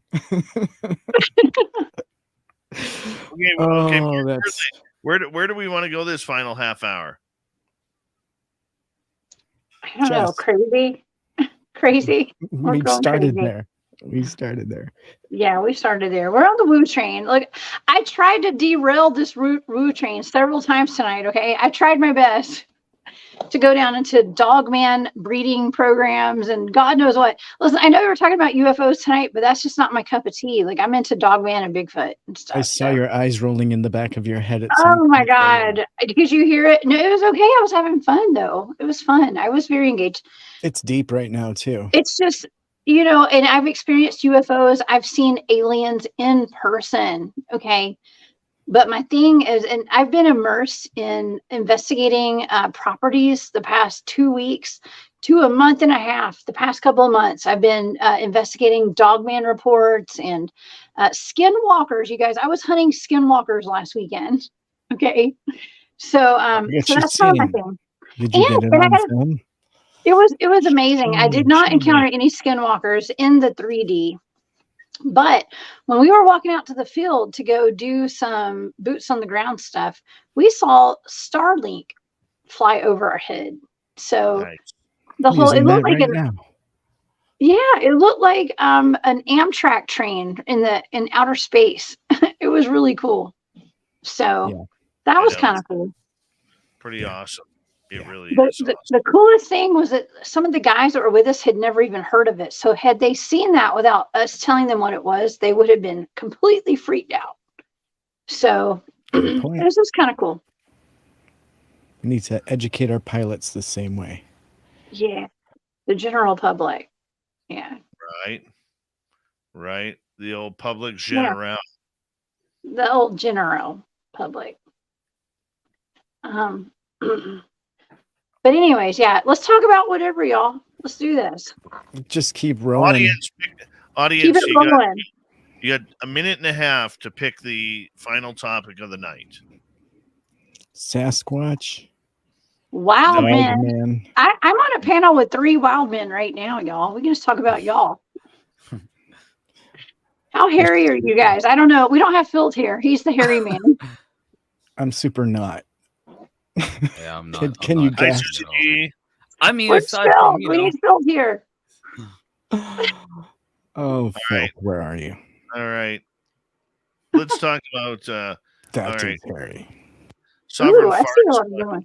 pterodactyls. Hey, Blue Pilled, how are you? And thank you to all our super chatters tonight. Tokeland, how you doing? Best Canadian band ever, Anne Murray. No. Even though I don't like him, I would say Rush, and then the Tragically Hip, and then Triumph, Oh my and God. Brian Adams. Here we go, everyone. Final half hour. Wow.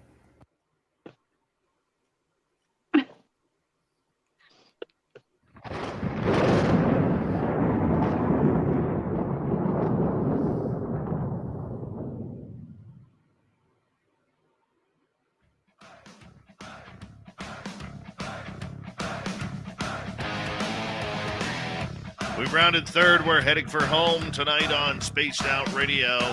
Good to have you with us. My name is Dave Scott. Very much appreciate earning your listening ears. If you've missed most of this show or others, check out our free archives by going to youtube.com/Spaced Out Radio. Do old Davey the favor, hit that subscribe button. Our website is spacedoutradio.com. We have a plethora of features for you. Rock out to Bumblefoot, read the Newswire, check out our swag. Follow us on Twitter at Spaced Out Radio, Instagram at Spaced Out Radio Show, and on TikTok at Spaced Out Radio. Final half hour with the Cryptid Huntress, Jessica Jones. From After Hours, Marquise Williams and Tim Senor for tonight. And I'm going to get into something a little bit interesting, all right? Kind of tunes into what our audience was hoping for in the last half hour. I had a gentleman earlier this week contact me. He's had a lot of weird things happen on his property over the last 10 years. Bigfoot, ghosts, orbs of light.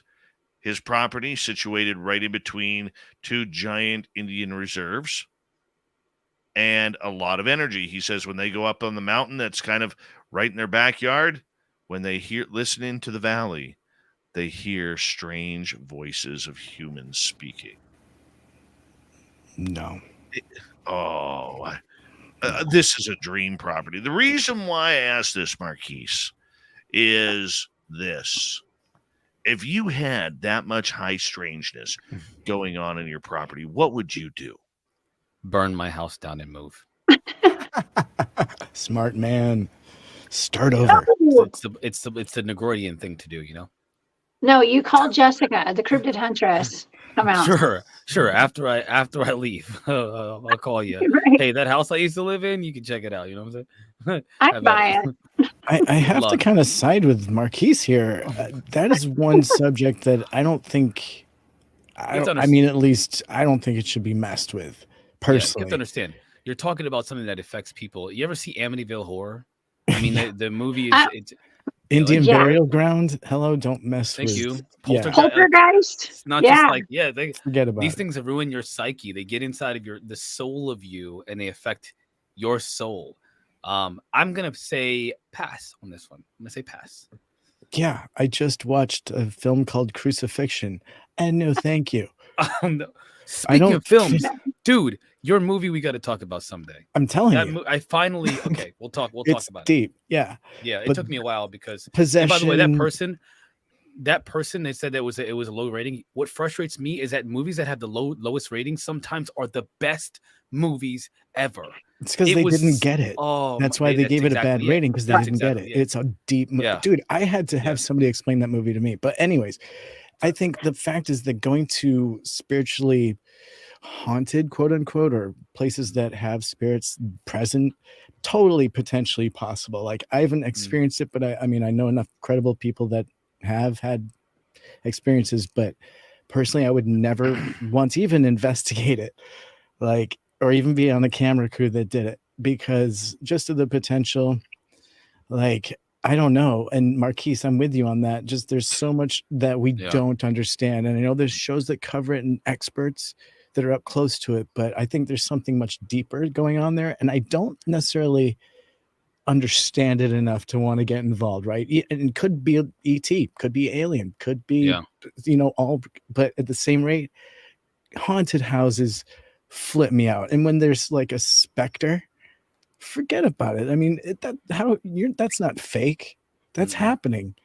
I mean, I've seen some pretty convincing evidence that I'm sure you guys have too, that make you want to just not go there, because an attachment like that, you don't want to mess with. And if it is something, not, negative, I don't want to use a D word or anything weird here, but if it is something like that, you just don't want to mess with it, because who knows what that is? Who knows? We call it that, but what is it? I agree with that statement. I 100% agree with that. I don't want to be in a haunted house. I've lived in haunted houses before, and I know the high strangeness kind of follows me around. But I lived in one home I lived in a downstairs basement apartment in a super duper haunted house. And I would come home at night and there would be blankets of flies on my ceiling. Blankets of flies. And when I say a blanket, I mean like millions of black flies from the entire hallway. Okay. And they'd be gone the next day. So not into weird stuff. Yeah. Not cool. Not cool at all. Yeah, I've never experienced anything at all like that. So I've got no frame of reference, but I wouldn't want to expose myself just because that's not something I'm looking for. Me neither. I'm into cryptid, y'all. I'm into Bigfoot and stuff like that. I'm not really into the paranormal. And for instance, this weekend when I went to that property, the woman who lives there with her husband, now, granted, the most evidence, if you want to go evidence-based, the most evidence that we got was through the paranormal activity that we had there in her cave. Now, there wasn't a whole lot of Bigfoot activity live and direct while we were there. There was not a lot of dogman activity. We did see UFOs. We had some like eerily weird stuff happening. But the biggest part of our evidence evidence, if you want to call it that, came from the REM pod and the SLS camera and stuff that was on a spiritual level, something that was not in this dimension. Okay? That's super interesting. And what about EVPs? Because Merle played some EVPs for me in person in Vegas. And those kinds of things where it's a sentence or something across a couple of wave bands of white noise, that's irrefutably some kind of voice. Where's that coming from? I mean, how does that happen? Marquise, what do you think? You're a pretty level-headed dude. How would you feel if somebody showed you an EVP on a tape in a room that you were in? Well, first of all, I think that the electronic voice phenomena I think it's real. I don't understand it, but I think it's real. I'm more weary about those kinds of phenomena and being even involved in it because of what you mentioned about the detachments. I've watched the movie EVP, which was awesome, by the way. And of course, we did the Ghost Box a couple weeks ago. That was fascinating to me because there were some things we got from that Ghost Box that I did not expect. I expected it to be random and not just kind of gimmicky. There were some legit moments where I was like, oh my gosh, like we got answers. We got something here.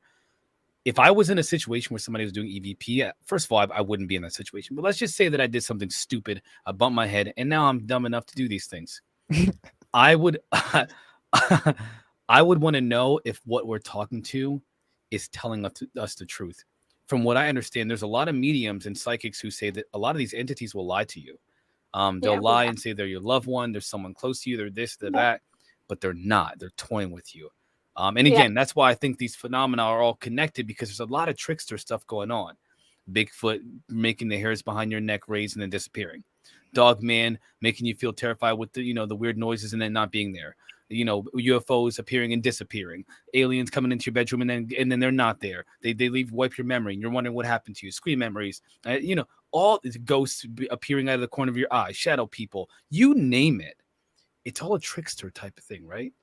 And so I kind of feel like they're just these phenomena. You got to start asking, how do you identify what it actually is, and how will you ever tell what its intentions are, and whether it's being honest or not? It's a good question for Dave, kind of too. Well, but that's why I don't try. I try not to communicate with a lower vibrational entity. So I'm not a huge fan of doing like EVPs and doing the REM pod stuff. Like that's ghost hunting stuff that was from when I first started out, like getting interested in the paranormal. I did all that kind of stuff.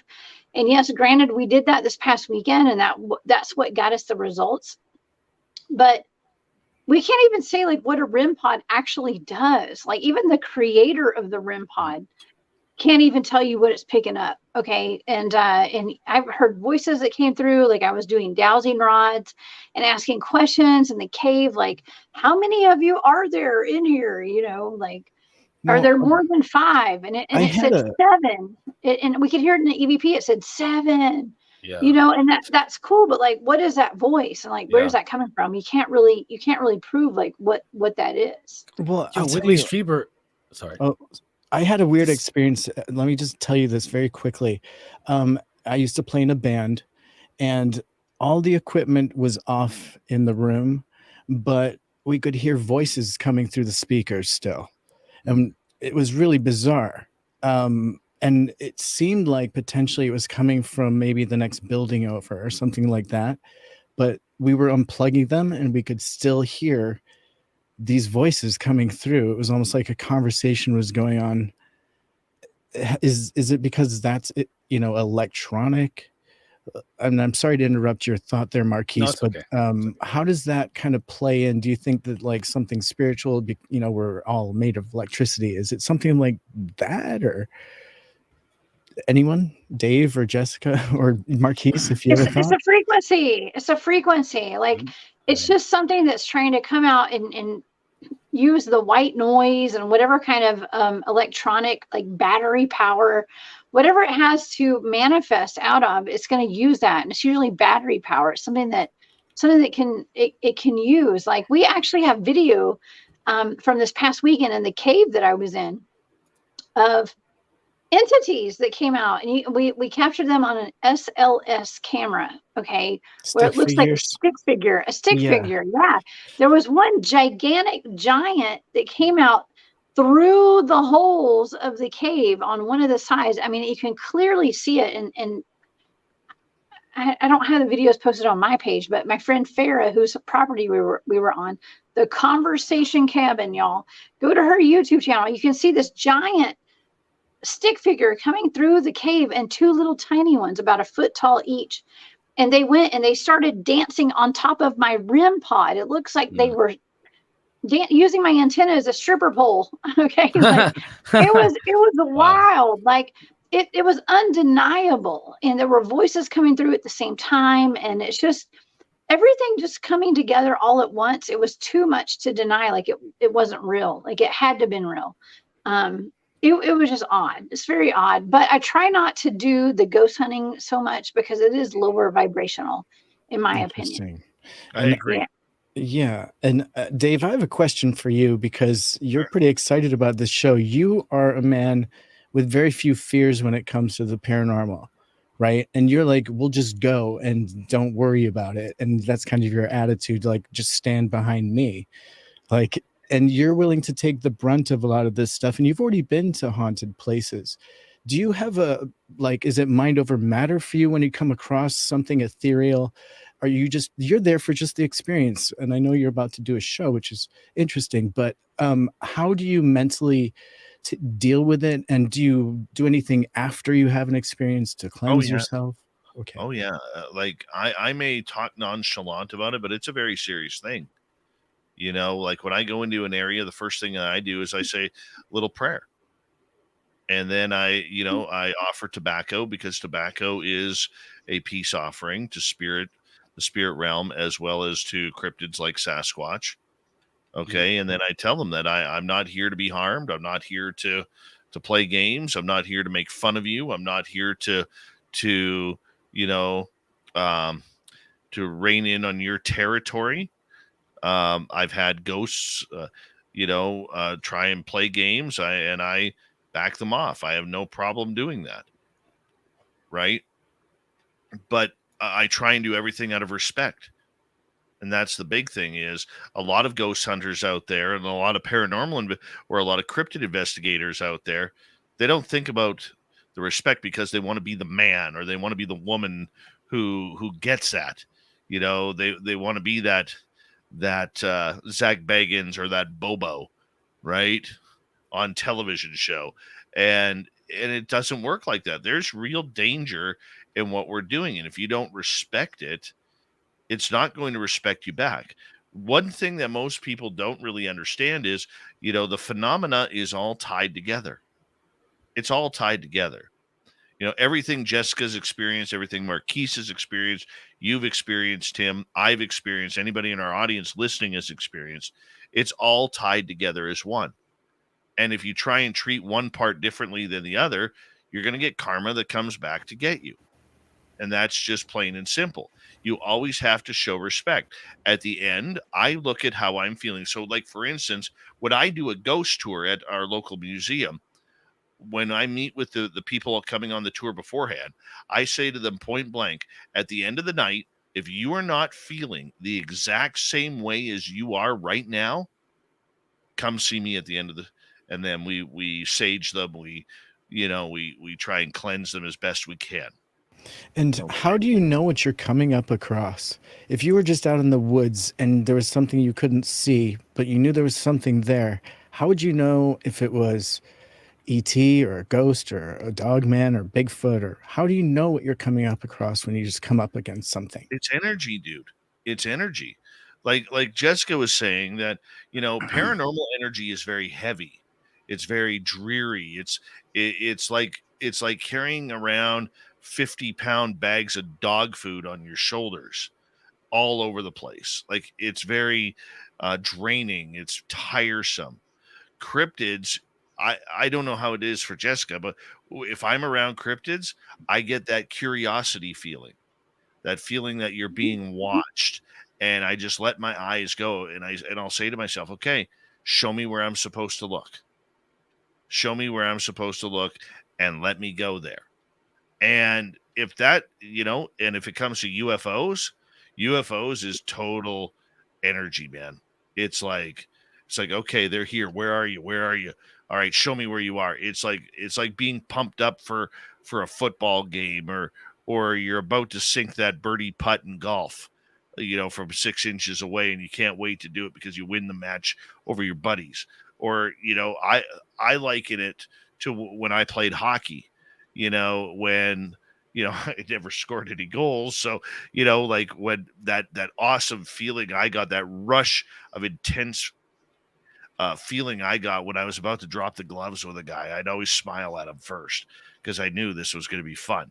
Okay. And that's the way it feels for me. Jessica, do you feel any different when you're encountering? Yeah, I mean, like I said, I try to stay away from lower vibrational energies, and I'm not a fan of the whole ghost investigation stuff because I feel like that's low vibe to me. I'm sorry, but it kind of is. And anytime the team wants to go out, I have one team that likes to do SD sessions. Okay. And I'm not a huge fan of that because you put on the headphones and the goggles and you cover your eyes, and the voices that come through, that could be anything. It could be anybody. And they can tell you whatever they want. And every time I've ever been the conductor or the person who answers the channeler, I guess you call it, they say cuss words and say weird stuff that's like demeaning and stuff. So, I just take that with a grain of salt. And I'm really out there just to experience the Bigfoots, the cryptids, the ETs, the portals, all that kind of stuff. That's a little more higher vibe in my opinion. So yeah, I don't know, the ghost stuff, and that stuff can attach to you too. So you have to be really careful. You can't just take a Bigfoot home with you in your back seat, but you can definitely carry home some orbs and some ghosts. So be careful. Okay. That's my advice as the cryptid huntress. Yeah, that's good advice. Marquise, do you have thoughts on this? Well, I still wanted to mention the Whitley Strieber situation. He said that there is a connection to the life after. I think this has been more and more in my consciousness lately. The idea that life after death is connected to these phenomena. Again, Dave, you started this conversation with asking about Bigfoot being connected to the afterlife. And Whitley Strieber said, not specifically Bigfoot, but the UFO phenomenon, not humans. He said there's a connection between them and the afterlife. He spoke to his wife after she passed with the using, I don't know how exactly. I mean, he didn't specify. He says in his books, he specifies, but essentially somehow they are connected to the people that have passed. Yeah, she wrote a book through him. Yes. Yeah. Yes. And he goes into detail again in his book that I don't have his book, but I find that really interesting that him, Leslie Keene, and others are making these suggestions. And can you imagine? I think he gave this example on this Weaponized podcast that if there's open contact, which people are claiming there's going to be open contact, to me, this is what really gets me. What if the answers we're all seeking about all these different phenomena will be answered through what has been alleged is coming soon? Open contact with non-humans from who knows where they're from. And I'm not sure if I look forward to it or if I worry. I mean, I don't know. Let's just get it over with. I want to know what's going on one way or another. I want to know what's going on, man. Well, we got the repeating signal from space, so we'll see. We'll see. There are those massive megastructures as well. Well, the big thing is, and I will say this, it's been a slice of a show tonight. To finish off with some cryptid and paranormal talk, just watch out for them ghosts out there.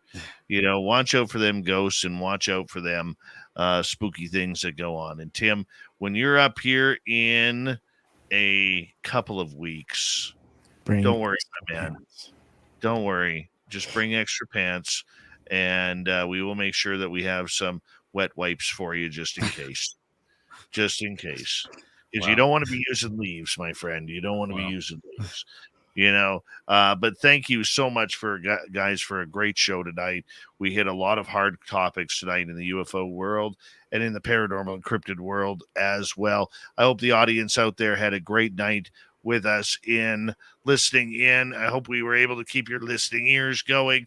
I know we did on YouTube because the numbers are swell here. Big thank you to Marquise Williams from After Hours on our YouTube channel, from the UFO Report, Little Timmy Senor, the Cryptid Huntress, Jessica Jones, and of course Random Guy and Science Bob McGuire for coming on in early for getting this job done here, which we call the SOR Roundtable, wrapped up for another big month. Hard to believe. Here we go into July, the second half of 2023 now underway. We got Mr. Ron Bumblefoot Thal rocking in the background with Little Brother Is Watching.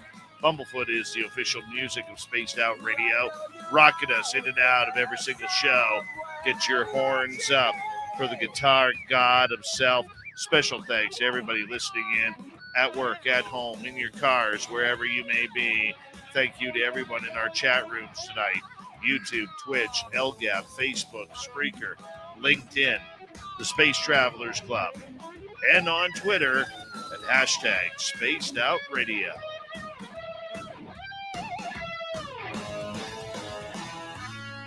I know you're out there somewhere. Remember, this show is copyright by Spaced Out Radio and SOR Media Ventures Limited. Thank you so much for choosing to share your evening with us, because together, my friends, we're watching. We own the night. Mr. Bumblefoot, we need a favor. We need you to take us home.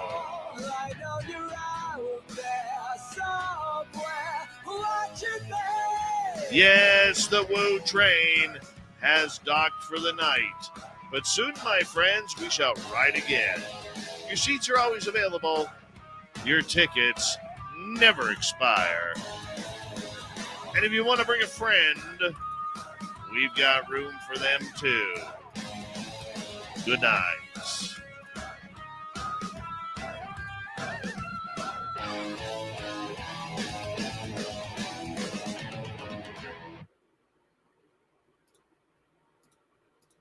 There we go.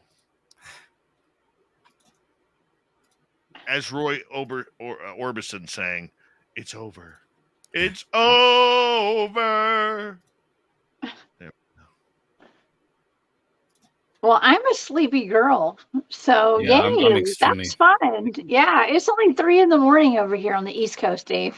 It is 3 a.m. Oh, It is my. 3 a.m. Marquise and I are in the same time zone. So Marquizzi there's Marquise. going to be up for 3 hours.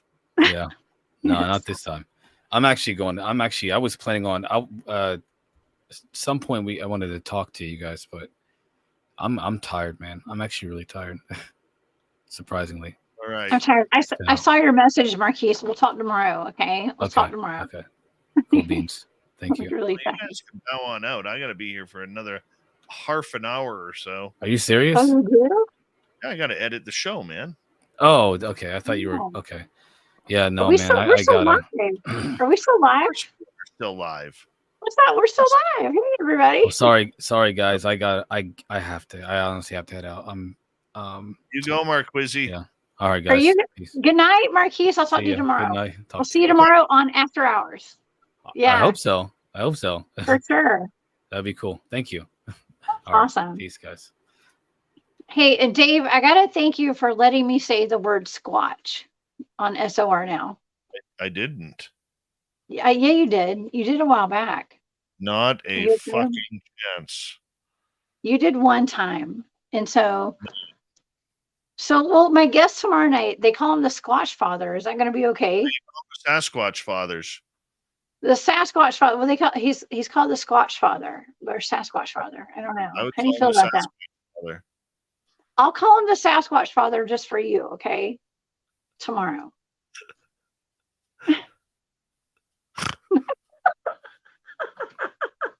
Oh, I'm such a dick sometimes. God. Well, I push the boundaries. Like I said tonight, I'm seeing my limits. Okay. Like I'm moving the line over. The goalposts are moved. And I appreciate you, Dave. Thank you. So, yeah. I will just bite my tongue. I will bite my tongue per usual. And, I love you, Dave. Thank you. Thank you for letting. But listen, there are a lot of people that you wouldn't be able to come on the show if we couldn't say that word. Okay. Sure. I'm just saying, a lot of really great guests are associated with that word. So, just saying. Nope. Appreciate it. No. Yeah. Are you going to stay live for the next 15 minutes? You do not have my blessing. You do not have my blessing. Okay. Oh God. I just whatever. I don't care anymore. I don't care. Well, I'm not. Okay. I thought I did. Like I said. You weirdo. Hey, I'm at Spaced Out Radio, so obviously. Yeah. Remember the days I'm on the woo train. When you were told you were getting like thousands of listens and you were getting like 56? What? Yeah. When was I getting? Oh, you're talking about when I was at the first show that I ever did? Yeah. That was a long time ago, Dave. That was a long time ago. Do you know that I have gotten over 100 subscribers in the past couple of days on my YouTube channel. You're kicking ass, dude. It's blowing up. Like things are, Yes. Well, I'm putting out some really good content, so it's all about the content. Mm-hmm. And thank you to everybody who's watching tonight who has subscribed to my channel. I love you guys. Thank you all so much. Yeah, you're doing absolutely amazing, buddy. I'm so proud of you. Thank you. Well, I'm out. I'm doing boots on the ground still, and I'm just out there putting out some interesting content, I guess. So it's fun. Just having a good time. Saying squatch whenever I can. Just kidding, Dave. I'm sorry. I had to You know, put it out there. here I I'm am, so just tired. I'm just trying to be a good, It's only wholesome. 3 a.m. Okay. And I'm messing with you, Dave. I'm messing with you. So yeah, it's a good time. Very good time. Yeah. So I don't know. I think I'm gonna go to bed now. Are you gonna be live? I'm gonna go catch a flight. I think I'm gonna go catch a flight to Vegas. Oh, I want to go back to Vegas. That was so fun. I see some of the people that were in Vegas with us in the chat tonight too. I know. I gotta find my Yeah. passport. I have no idea what I did with my passport. No idea. Oh. I know I had it. I know I had Oh, it yeah? when I landed. I know I had it when I got into my vehicle. Okay. Can't find it since. Okay. Well, guess what? I lost my computer on the flight to Vegas. So everything got zapped. And actually, it was before I went to Vegas when I was in Illinois. Oh, I was on the way to Illinois. So it was from Atlanta to Vegas, my computer got zapped. So, yeah, we all lost something on that trip, apparently. A lot of us did, including our sanity. Just kidding. Well, you head off to bed, my dear. You're I tired. will. I will. Okay, I'm exhausted, and I have a show tomorrow night. Everybody come see me on Off the Trails. I've got Al Santariga coming on tomorrow night. He has been doing telepathy with some Sasquatch up in New York. So we're going to talk about that tomorrow night. He's the Squatch father, Dave. He is not. You tell. Are you talking about Al? Al, you know Al. I'm messaging Al right now. Al Santariga. What are you going to tell him? What the fuck is a Squatch father? Oh my God. You got to check out my Instagram. Like, I put the song on my stories. It's like the Godfather dubstep remix. Okay. Oh, I'm coming in. I might even join in. It's And so good.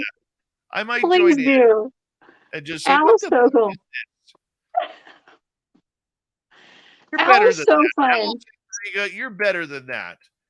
You're better than that. The Squatch father. Yeah. No, Al's amazing. Actually, Al was friends. Okay, so when I first started out doing shows at KGRA, Digital Broadcasting, Al and my producer were very good friends. They were like best of friends, and that's how I met Al. And he came on my show at that network a long time ago. So we're gonna have a reunion tomorrow night. I haven't talked to Al and had a show with him since then. So it's been well over maybe a year or 2 years. I don't know. It's been a while. Al is a classy dude, but he ain't He's no a classy dude. father. There's no such thing. He's the Squatch father. Oh no, I'm giving him shit for that. You're better than this. Oh my God. I love it. Than I love this. it. Squatch? Are you kidding me? Dave. There. I did it. I did What do it. you do? Oh God. I love Al. What the hell did I It's do gonna here? be fun. All It's right. gonna be fun. Okay, you get the All hell right. out of here because you're tired. Peace, homie. I'm out of here. All right, All right, bye. everybody. Thank you. Thank you for having me on tonight. I'm the last man standing in the roundtable chat tonight. So it's good to see everybody. I will see you guys tomorrow night. Bye, Dave. Okay. Bye, y'all. Now, where the hell is the ending here?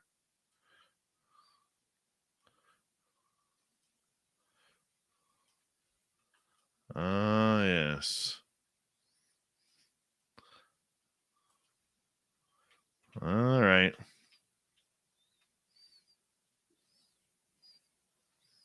There's a guy who sells hot dogs in Calgary outside the clubs. His name is Dogfather.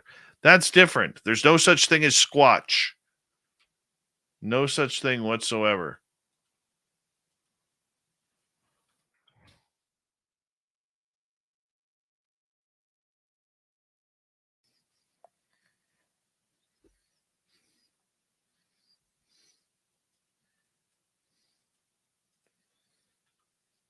How do I know not to take a person's research seriously? If they squatch.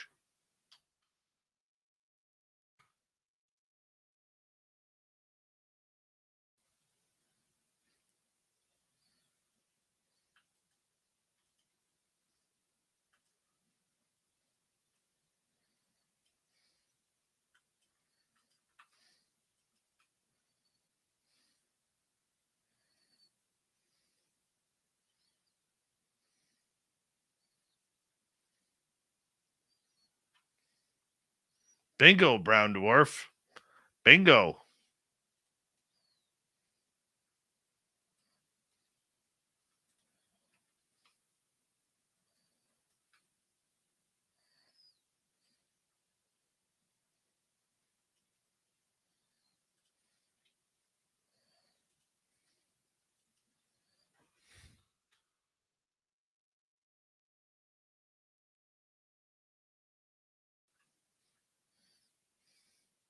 Same as NHL free agency, Derek.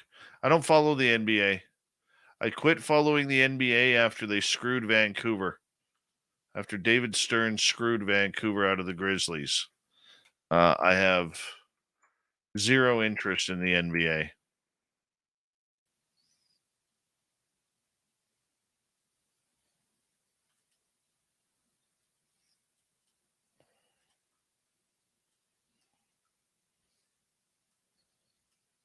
And now you get the league where the star players, they don't want to play a full season because they want to be prepped for playoffs when they don't even show up for playoffs. It's bullshit.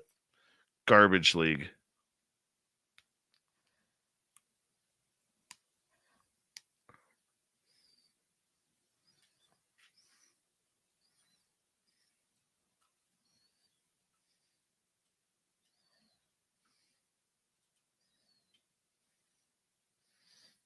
Christine, yes, I do. Yes, I do. I like my hair short. I'm not saying I won't go back to long. Not for a while.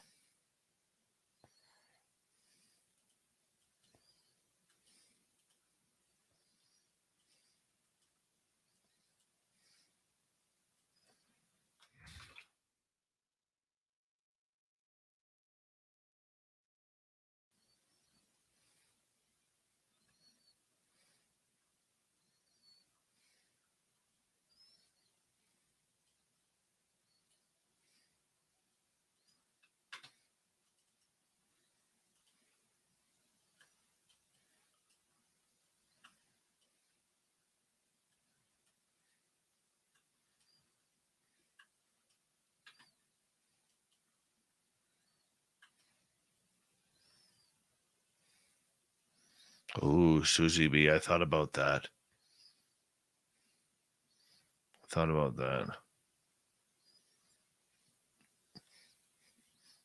I may try another good handlebar mustache.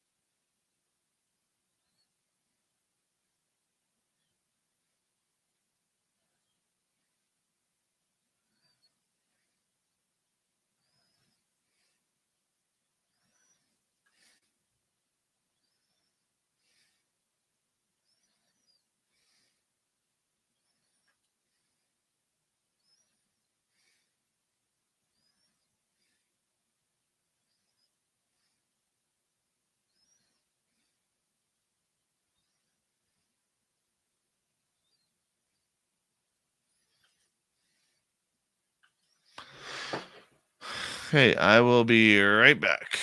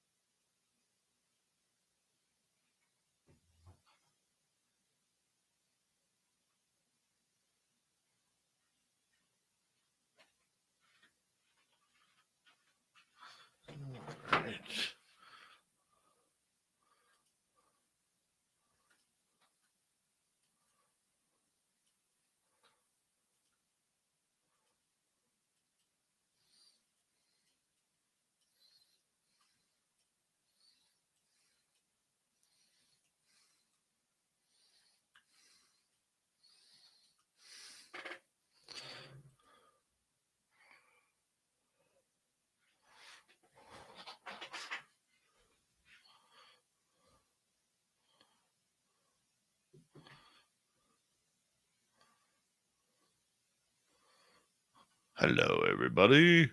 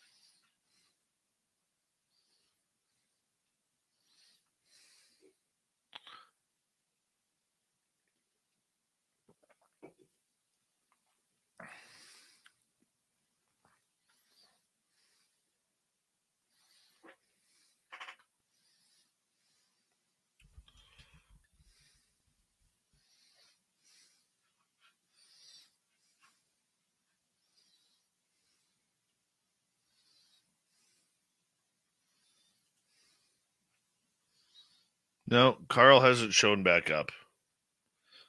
He's still a ways away. Hi, Angela G. Oob to Joe's Maine.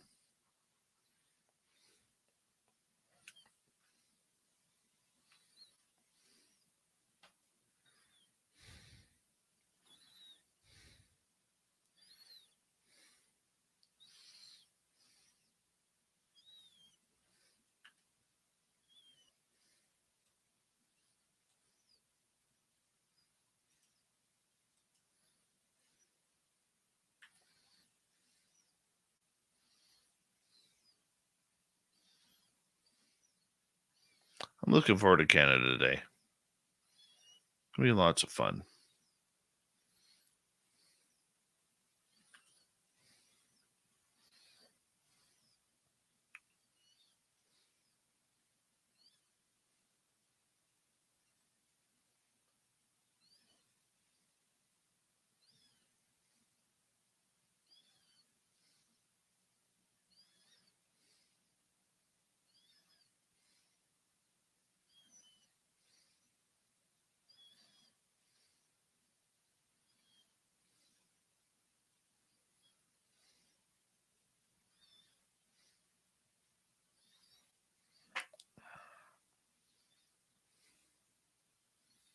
Fun times. Hi, Prairie Winds and Wildflowers Spiritual Arts. How are you? Welcome to SOR Chat.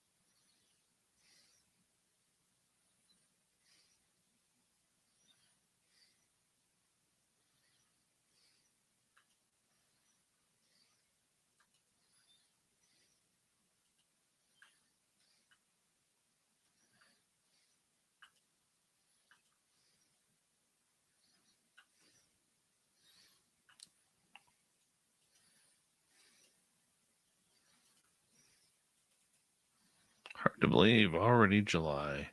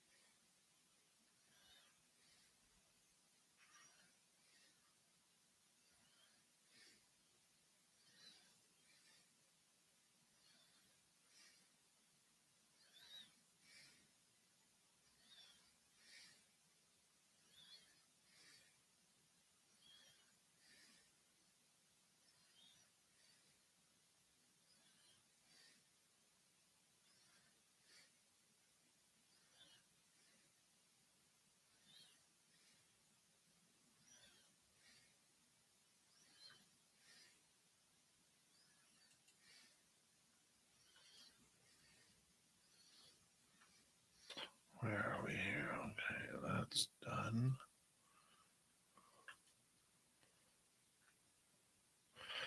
All right, guys.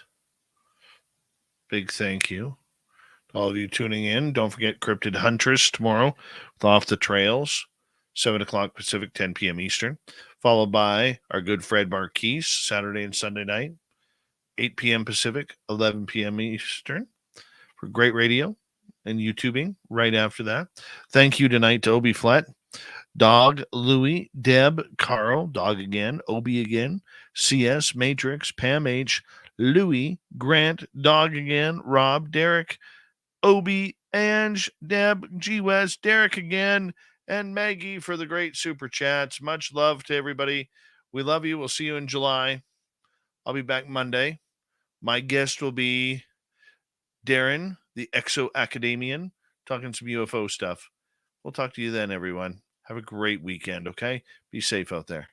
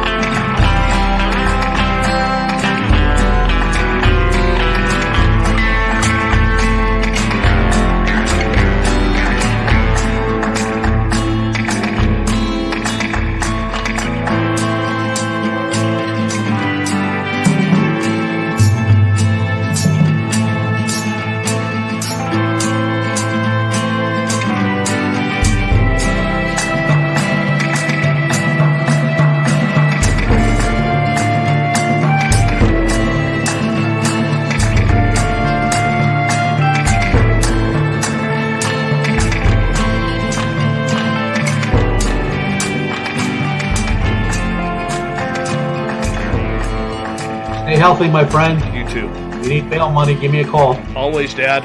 Take care. You too.